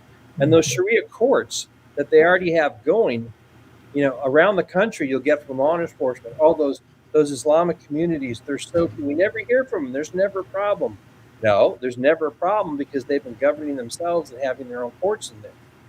So you can't have a parallel legal system in the United States of America. How do you get a hold of your movie? How do you tell people to see your movie? You just go to rememberthealamomovie.com, rememberthealamomovie.com, and you can watch the movie. And here's what we put in this, because we want, there's so many influencers out there that, having a hard time keeping the lights on, or just regular people getting the word out, is the film was $20 to see, but if you watch the movie, if you buy it, and then you tell your friends to go buy it, you just give them your code and you get $10 a movie. So you're actually making more money than anybody else every time they see the movie. And as for you, I think my team should have sent you a free press screener. If not, Vic, just text me and I will send you that. You can watch that. Pretty sure I think they did, but we'll see. It's 2 hours and 10 minutes. Some of it's really tough to watch. When you see Nigeria, when you see the genocide that's happening down there and how Christians are being butchered, when you see what Laura Logan and her husband Joe went through with this gang rape, she's so lucky to be alive. It's a miracle she's still alive. Yeah, that happened during the Arab Spring. Yep. And speaking of nexus between the left and Islam, that was a product of Victoria Nuland, probably, or somebody of her ilk at the State Department. Well, and we could do a whole show on Victoria Nuland. You look at the color revolution that the Obama administration, supported and got started in Egypt. You look at what happened in 2014. You've seen my movies about J6, where we proved that the color revolution in Ukraine, where they put the Nazis in power, was a dress rehearsal for January 6th. And having the same architects and the same players, the same strategy. Yeah, you can see it now that you know what it looks like. You can't unsee it. They're going to have to come up with a new rule book, but so we're fooled the next time. It's just pretty ridiculous. Thank you so much, Chris Burgard. Really appreciate you coming on, and I bet my best to you to keep speaking the truth. Some people, this woman goes, such sad people. Well. Listen, do me a favor. Give me a call after you see the movie, because I know you're going to have questions. And I got to tell you, the response, they are censoring us so hard. I think we have 2,000 views in that cartoon. It should be tens of millions. And you see the hit pieces that are coming in. So we're on tour. And I thought we would just do Texas. But like I said, I just got back from New York. We did 2 events there. They want us back in Manhattan. We just were in central Illinois, where they're trying to build an Islamic city out there. People are standing up, and this film gives them the tools they need and the permission to stand up and say, no, I don't want the United States of America to become an Islamic state. By 2040, Islam is going to be the second biggest religion in the United States. Okay, we are headed down that path. When you see Nigeria and you see what's going on in Nigeria, only difference between Nigeria and Texas is the Second Amendment. I mean, I'm a protector of the First Amendment. I believe that people should be able to say and enact their own religions, but not when it's completely antithetical to our constitutional way of living. And I wonder if they'd actually be found guilty of a jury for being a religion. That might be an interesting thought process. That's again, you're so over the target, Victoria. What we need is a case that sets precedent, proving that Islam isn't a religion; it's a civilization. You're going to see in the movie. Don't take Victoria's word for it. Don't take my word for it. You're going to see imams and scholars in the movie saying in their own words that it's a civilization and that Sharia will be in every household in America. You're also going to see, like I said, they hung up on me when I tried to go see the leaders of the mosque down here. They called the cops on me, even though we had 5 emails back and forth to set up the interview with Imam Bashir at the Epic Center. I get there and they call 911, and we have the 911 phone call in the movie. They call in, and eight. I don't know if we ended up with 8. There were 6 while we were filming. They may have brought in 2 more, but they closed off the entire road because of me, because they were worried that I was a terrorist threat. And here on the 911 call, it goes, there's 2 white guys in cowboy hats on the sidewalk. One has a gun in a holster. I had been interviewing a congressional candidate. He had a gun in his holster. He was on the sidewalk. He never came on the property. But this is Texas. Everybody carries guns. Yeah, everybody carries. Yeah. It used to be people wore cowboy hats, but now you're calling 911 because people are in cowboy hats on the sidewalk. I mean, it's a clash of civilizations. That's all I can say. Using our laws against us. Thank you so much, Chris Burgard. Sure appreciate it. Take care. See you. Thank you. God bless you. Godspeed too. Well, what do you think? We've got some people who are some trolls, not necessarily release the Epstein files. Oh, okay. What, 3 million documents weren't good enough for you, fella? Huh?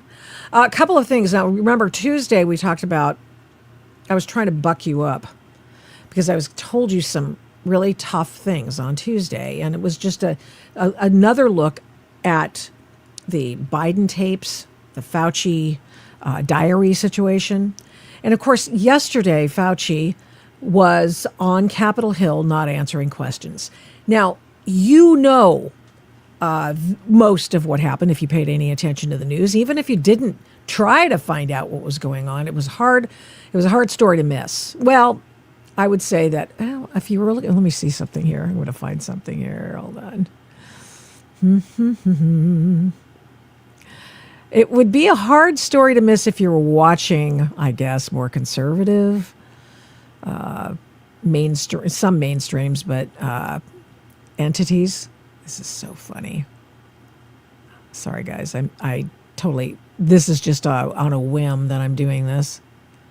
Come on, we can find it. Damn. Here we go. Oh, I've had all the headlines from today about, here we go. There we go. Today's headlines. Let's show it to you now. Today's headlines, front pages. This is a front page website, and I go to it, use it every once in a while, see what's going on. These are the big time newspapers still remaining in circulation and how they treated the Fauci story from yesterday. Here's USA Today, as you can see. Fauci dodges questions on COVID. Okay, that at least showed up above the fold, right? Yes, I'm not going to, I already have that. New York Times. Here we have the New York Times. Oh, why are you doing this to me? Oh, never mind. I'm just going to go back and just do the small version of it. And come on, you can do it. So New York Times has the Fauci stuff above the fold. LA Times, not so much. It's just, and on it goes. It's just one of those situations where every once in a while you want to have a snapshot of what's going on in the news. And here are some of the things you didn't see in the news about what happened at the hearing yesterday. You heard... No, I understand, Mr. Blitzkrieg. If someone is using our own laws against us, they should. No, I understand that. The laws are there to be made. The case is there to be made. And Chris Burgard, has the opportunity, indeed the responsibility, to explain what that means. So, see, no hate, right? So yesterday during the Fauci hearing, the man who was who was very important to the issue of shutdowns, bad information, bad intel, and other things. There were other people with him. The President Trump tried, hey, let's get that vaccine going. You said it's going to be so great. Well, all of these things, of course, came to pass during discussions of them, came to pass yesterday on Capitol Hill. And here are some of the things that you didn't see. Here is Senator Kim. He's a Democrat, formerly of the State Department, of course. And he is lauding Anthony Fauci, the man who brought a book full of lies. Have you ever read the RFK book? I listened to it on audio. And I'm not kidding. I came away from that book. I should go listen to it again. When I was done with that book, I wanted to arrest Anthony Fauci. And that wasn't just for the COVID stuff. It was for the AIDS stuff. He killed a lot of people, treating AIDS. Same playbook in so many ways.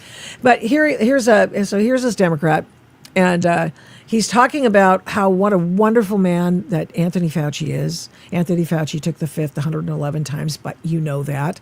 And here we go. An explainer on why Anthony Fauci was actually not allowed to take the fifth, believe it or not, because he already received a pardon. Josh Hawley will explain that to you after we hear the end of this tribute to Anthony Fauci by Senator Kim. And in the words of Teddy Roosevelt saying, it's not the critic who counts, not the man who points out how the strong man stumbles or where the doer of deeds could have done them better. The credit belongs to the man who is actually in the arena, whose face is marred by dust and sweat and blood, who strive valiantly, who errs but comes short again and again, who spends himself in a worthy cause, who at the best knows in the end the triumphs of high achievement, and who at the worst, if he fails, at least he fails while daring greatly. Yeah, so that was one of them. Yeah, he was actually mocked later. Dr. Fauci. No, I don't want to talk. I don't want you to get on there yet, Rand Paul. So after the big tribute, we had Josh Hawley show up, and it was, I'm going to play for you almost the whole thing. It's over 8 minutes long. We're going to do it in pieces, and let us do this. Multiple federal employees. What was the Dan David Award? Do you remember, Doc? On the advice of counsel, I respectfully decline to answer based upon my rights under the Fifth Amendment to the Constitution. It was a $900,000 cash award. $900,000 cash award.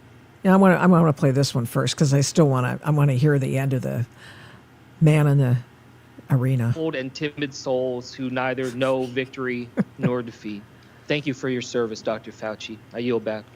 Senator Hawley. Thank you, Mr. Chairman. This person. I had COVID for 5 weeks and was thrilled to take the vaccine.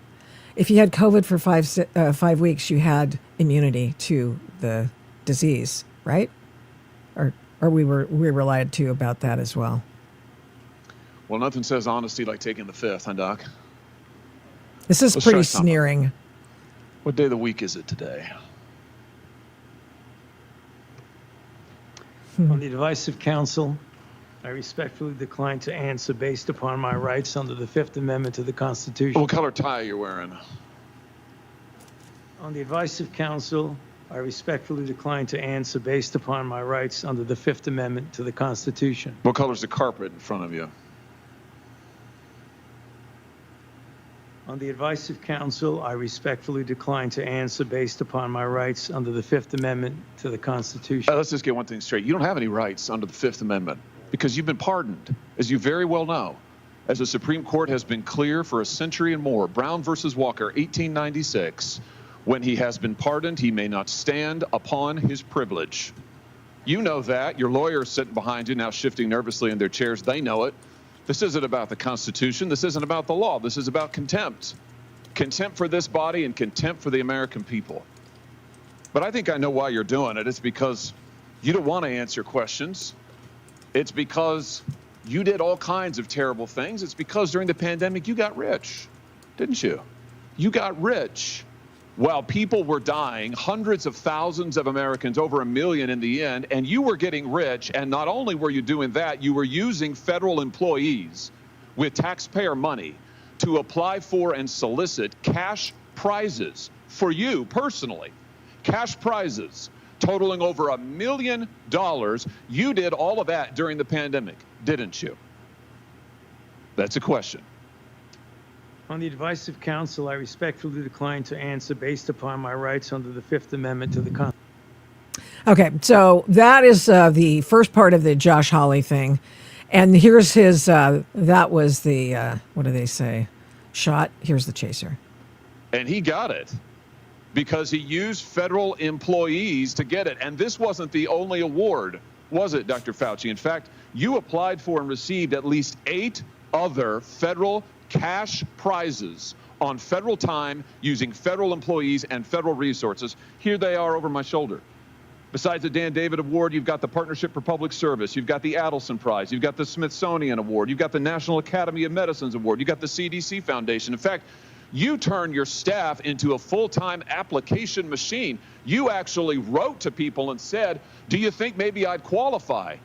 And you got cash for all of this. And it wasn't just 1 or 2 employees, was it? In fact, you used 8 separate federal employees on federal time using federal resources to solicit cash awards. Isn't that true? On the advice of counsel, I respectfully decline to answer based upon my rights under the Fifth Amendment to the Constitution. Here they are right over my shoulder. Here's all of them. The people that you use, federal employees, so that you could go and get cash money. And the most hilarious part is that you weren't content to even dragoon them into applying for all of these cash awards. You then had them go out to the ethics agencies and ethics watchdogs and demand that you be able to get the money. That's right. We've got it in your emails.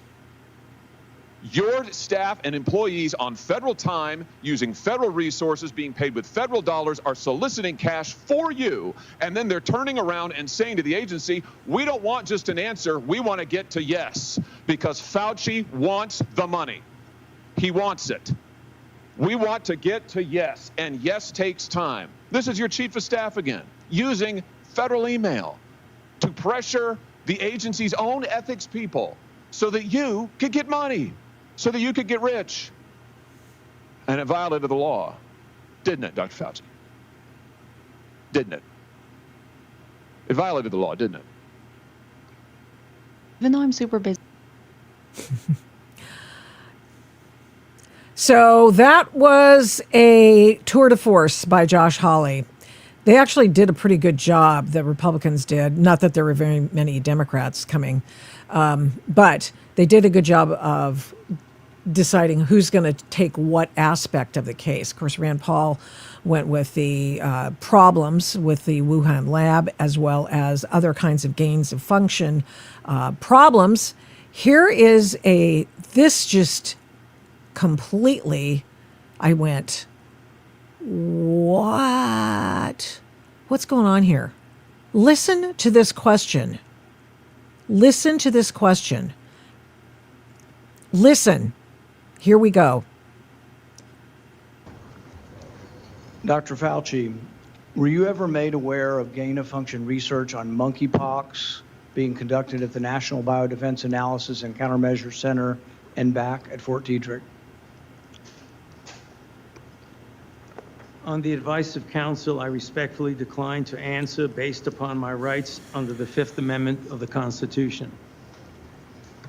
Dr. Fauci, did the CIA ever transfer funds to NIH under an interagency agreement? On the advice of counsel, I respectfully decline to answer based upon my rights under the Fifth Amendment of the Constitution.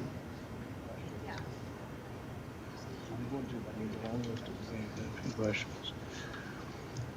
Dr. Fauci, did the NIH ever conduct research for or in coordination with any element of the intelligence community, CIA, ODNI? On the advice of counsel, I respectfully decline to answer based upon my rights. Yeah. 111 times. Okay. The reason those things are so important is because it sounds like Rand Paul has some information about monkeypox escaping from a lab. And I looked it up, and is there any truth to this? Whatever. No proof. Don't know that. But that's because Rand Paul appears to know more than AI right now. Nobody's picked up on that. Like, what the actual happened here? Because remember now, we had a bunch of people come down with monkeypox. They were terrified of monkeypox, right? And it was just something that was achievable through gay sex, right? And so this kind of makes me wonder about AIDS too. Doesn't it make you want? Oh, because it did start in Africa, but a lot of things start in Africa because we do stuff in Africa.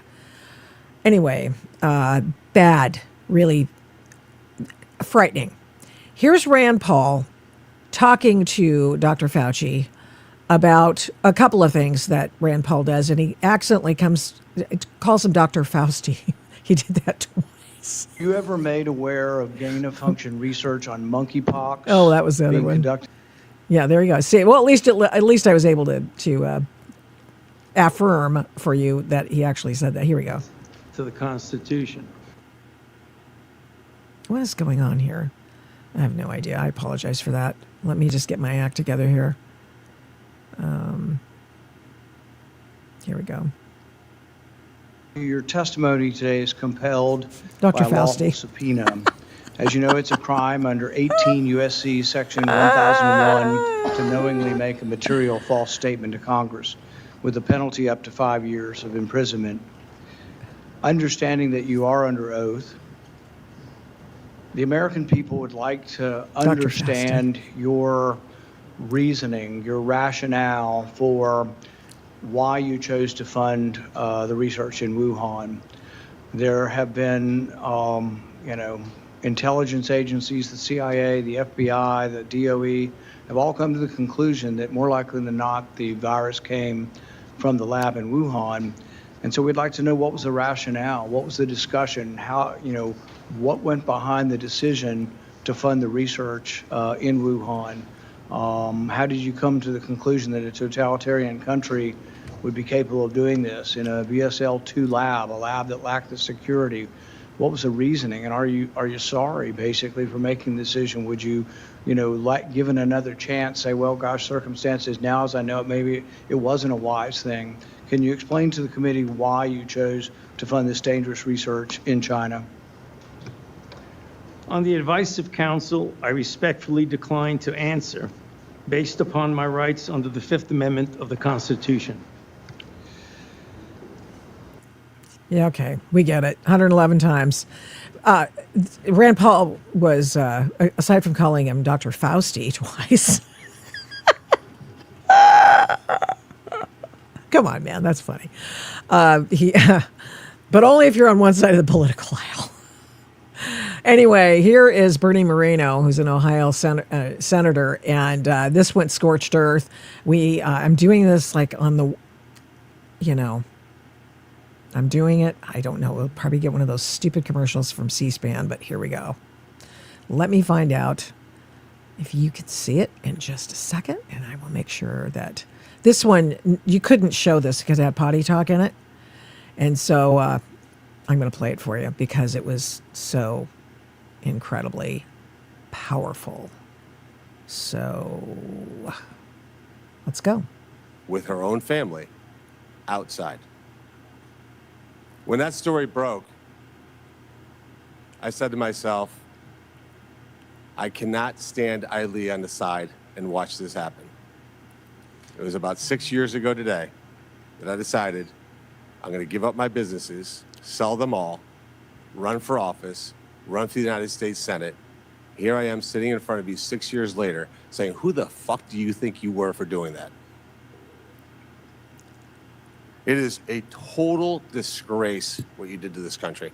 And if my Democrat colleagues are standing there defending you, I hope the voters of the United States of America watch the clips of every one of you doting on a guy who was more interested in being a celebrity than saving American people. I will make it my mission to make certain that every single one of those Democrats who did that will see that clip over and over and over again. Dr. Fauci was caught with his pants down not really, but not literally, with his diary. And his diary, of course, he's talking about talking to people sotto voce in his emails, which Tulsi Gabbard released earlier this year and which are not online right now. Let me just double check and see. I will play for you what Tulsi Gabbard retweeted today and what she said about the Fauci hearing today. Former DNI, former congressional representative from Hawaii. She's Democrat, and she was in the Trump administration, the only person who would ever put people of the opposite party in his administration. So here we go. I'm going to see if I can find. Okay, we've got this. Let's see. Let me play for you first, Tulsi Gabbard, and then I'm going to go back and see if these supporting email documents that she released in June before she left are available. I don't think they are. Head of the National Institute of Allergy and Infectious Diseases, provided millions in U.S. taxpayer dollars to fund dangerous gain-of-function research on bat coronaviruses at the Wuhan Institute of Virology, work which is now widely viewed as the source of the unintentional lab leak that sparked the pandemic. Now, in support of President Trump's maximum transparency mandate, today, on my final day as Director of National Intelligence, I'm releasing never-before-seen communications and documents that expose exactly how Fauci worked with politicized career leadership in the intelligence community to suppress the truth about his actions, the virus's lab leak origins, and his role in directing U.S. funding for this dangerous research that caused immeasurable harm and countless lost lives. Now, these documents expose Fauci's direct role in influencing and manipulating IC assessments on COVID-19 and how Fauci lied to Congress in 2024 when, under oath, he denied knowledge of or participation in discussions with intelligence officials about viral research. We also received testimony from multiple intelligence community whistleblowers who reported retaliation for challenging the intelligence community's manipulation of intelligence on the virus's origins, once again revealing a clear pattern of suppressing dissent, silencing critics, and burying the truth. Dr. Fauci's close relationships with the intelligence community enabled him to assume three key roles that shield him from scrutiny. First, Dr. Fauci funded dangerous gain-of-function coronavirus research linked to Big Pharma and their pursuit of universal vaccines. Yeah, I want you to hear that. I want you to hear that again. They want it sounds like the documents prove that they wanted a universal vaccine. Can you imagine all the crap you'd have to put in that? Can you imagine putting that in a 3-month-old baby? It just drives me crazy. That's insane. I'm going to play that again, just that part of it. Trillions of dollars. Oh, nuts. Okay, here we go. For challenging the intelligence community's manipulation of intelligence on the virus's origins, once again revealing a clear pattern of suppressing dissent, silencing critics, and burying the truth.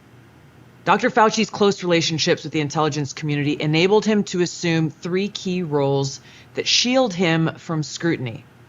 First, Dr. Fauci funded dangerous gain-of-function coronavirus research linked to Big Pharma and their pursuit of universal vaccines worth trillions of dollars. Second, Dr. Fauci was the behind-the-scenes advisor who, alongside his hand-picked so-called experts, pushed the intelligence community to endorse a natural animal origin to hide his dangerous gain-of-function research that...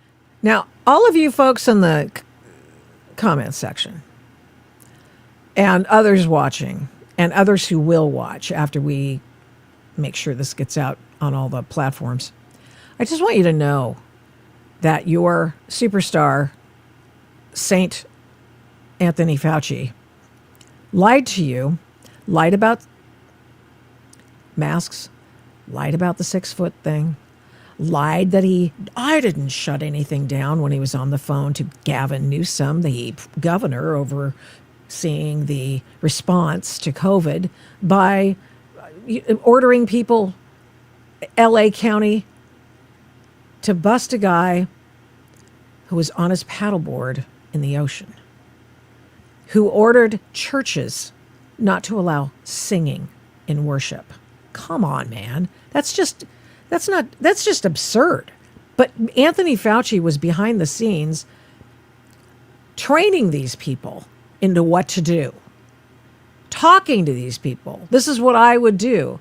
I don't remember if you remember the LA County health director, who was not a doctor, ordering people to, put on masks, go inside, sit down at the table, take your mask off. There's a soundbite out there of Governor Newsom telling people to put your mask on in the restaurant, take it off, take your bite, and then put it back on.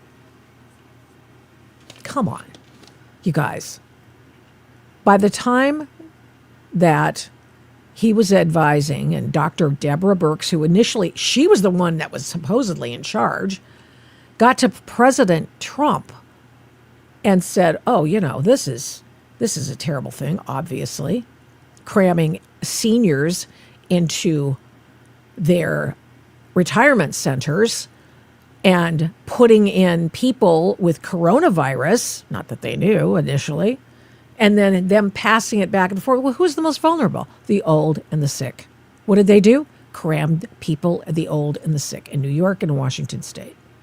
This is the horribleness of this disease did not have to manifest itself, but furthermore, something that we all learned along the way as well from Dr. Scott Atlas, who was belittled, who actually is an infectious disease expert. That's what he does at Stanford. You do not vaccinate into a pandemic. It doesn't work. It doesn't get rid. What you want to do is have it go through the populace as quickly as possible and keep the people who are most vulnerable.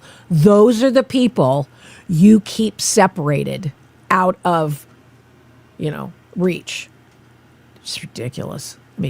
All of the lies. And anybody who defends Anthony Fauci now, you've lost your minds. You have just completely come untethered. This guy was, the point of Josh Hawley and his questioning was just to explain to the American people, this guy was out enriching himself personally during the pandemic. I'm not saying you shouldn't get paid for your gig. He was the highest paid federal employee. Let me repeat that. Anthony Fauci was the highest paid federal employee. Pretty amazing. And he has the highest pension of any former federal employee. I don't begrudge somebody making a living. What I do, and this is Josh Hawley's point, you were using federal employees illegally, unethically, to go and grub for money for you.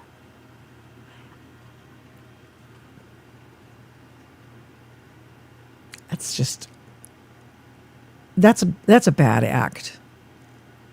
That is not somebody who really cares. Anyway, Tulsi Gabbard continues. He funded, using taxpayer dollars, all of this in a deliberate attempt to cover up the truth and shift the blame and attention away from Fauci's own actions.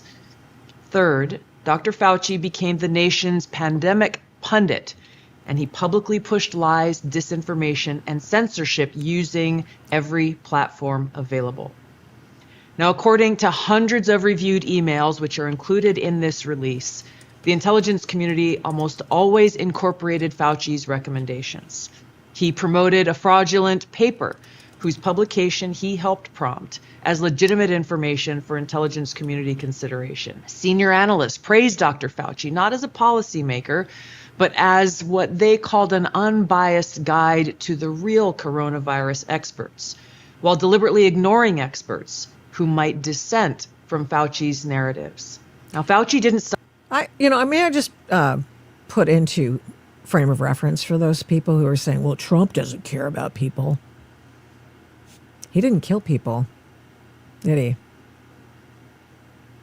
On my final, here we go, away from Fauci's own actions.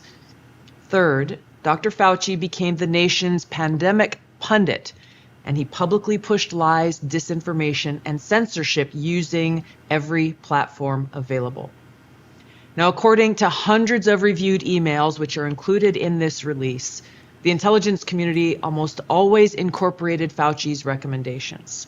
He promoted a fraudulent paper whose publication he helped prompt as legitimate information for intelligence community consideration. Senior analysts praised Dr. Fauci not as a policymaker, but as what they called an unbiased guide to the real coronavirus experts, while deliberately ignoring experts who might dissent from Fauci's narratives. Now, Fauci didn't stop there. He blatantly lied to Congress under oath during his 2024 testimony to the House Select Subcommittee on the Coronavirus Pandemic, denying that he ever spoke to any intelligence agency about COVID. Now, so we've got self-dealing, dragooning, as that's the word. I always forget that word. I love that word. Dragooning federal employees to grub for more money for Anthony Fauci. 8 employees were put at the service of Anthony Fauci to get him money. I mean, that's just weird. I mean, is that really your top priority? Oh, yeah. Posing, as Josh Hawley said, posing for InStyle magazine when people were dying. Okay, we understand that sometimes stuff like that happens. It's just a bad look. So you have that. You have him shaping the Intel Committee task force report. I guess it was an interagency report. And whistleblowers came out later saying that he is the one who shaped the report. And as in repayment for shaping the report or being very malleable in the it's not a lab leak theory that they lied about. Anthony Fauci made sure that I think it was the CIA, got a special was it billion or million? Probably $1 million spiff.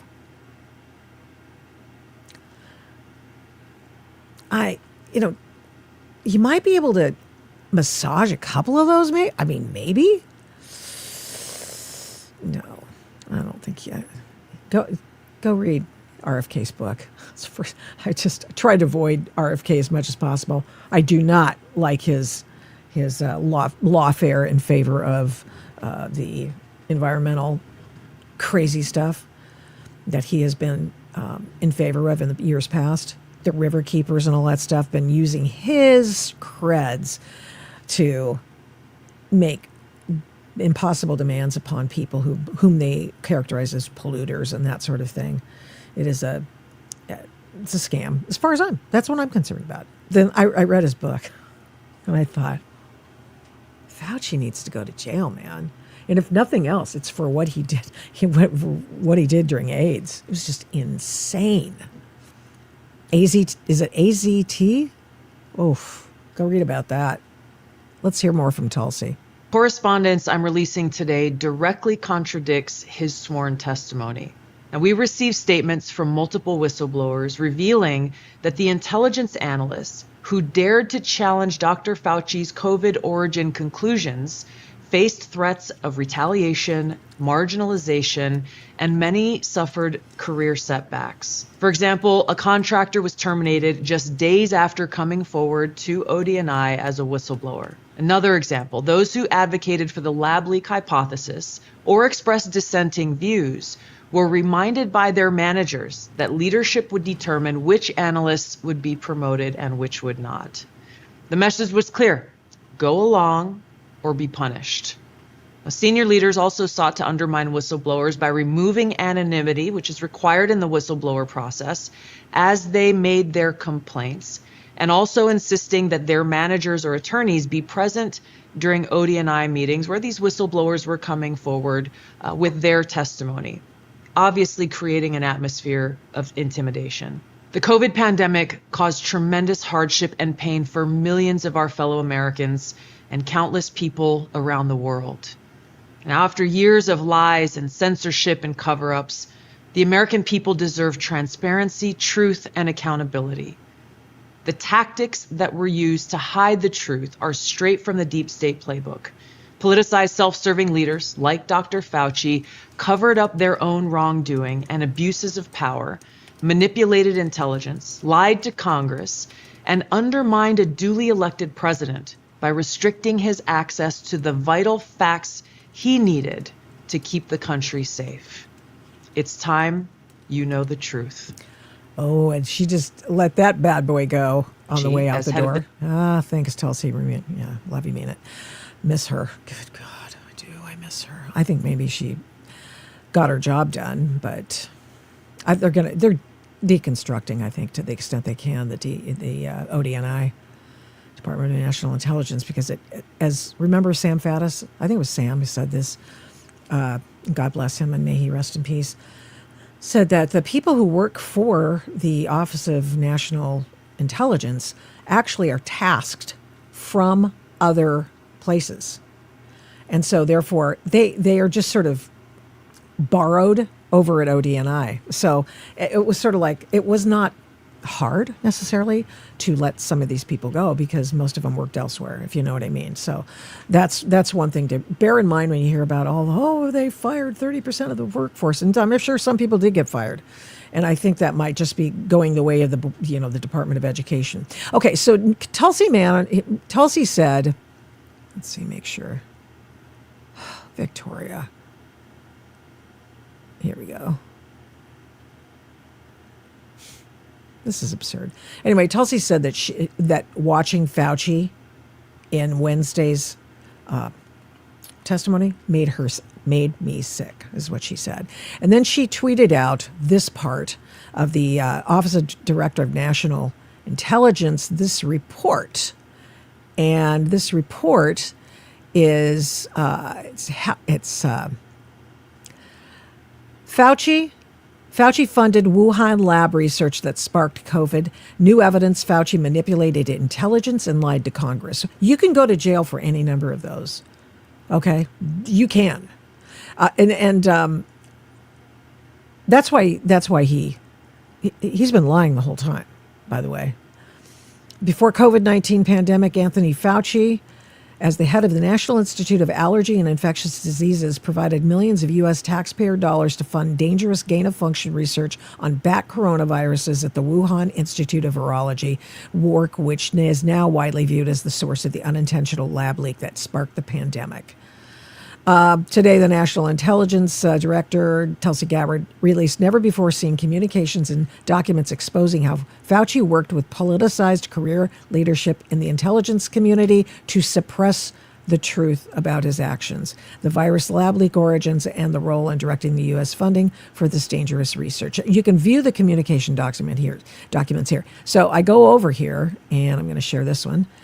And it's got the 5 tranches of info. It's got an index. Now watch this. Oh, the index is back. Hot dog. Okay, so look, watch this. Maybe this is coming back then. Here is one of the tranches. Oh, I just do that in real time. This is awesome. Oh, awesome. Okay, so the release index is there. Release part 1. Here we. Oh, good God! What happened? I guess maybe they were just hammering this website.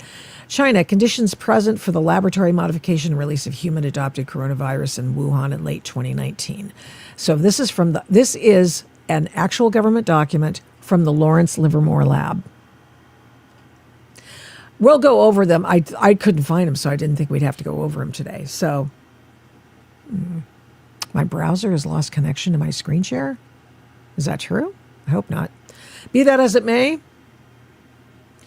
I am going to go take off now. I bring you peace. Look, we can have differences of opinion, and you can look at the same facts, same fact pattern that I do, and you may be able to see something different. If you do, please let me know in the manner Victoria at victoriataft.com. Let me know. But I've seen this rodeo before, not necessarily with the health department crap, but in other ways that we've been lied to before. That's why I said Tuesday, don't get black-pilled, don't get black-pilled. We've got a country to save. Transparency is the best thing. Daylight is the best disinfectant. Thomas Jefferson said it, was it Thomas Jefferson? Hold on, no, it's not. Whatever, one of our founding fathers. Yeah, they were fathers, and they were married to women who were badass in their own right. So there you go. I will have a wonderful day. Coconuts? Yeah. RFK is the idiot, not Fauci. Oh, we'll see. We'll see. Sometimes he goes off on flyers, not going to lie. Fauci does too, and then he lies about it. I'll see you back here.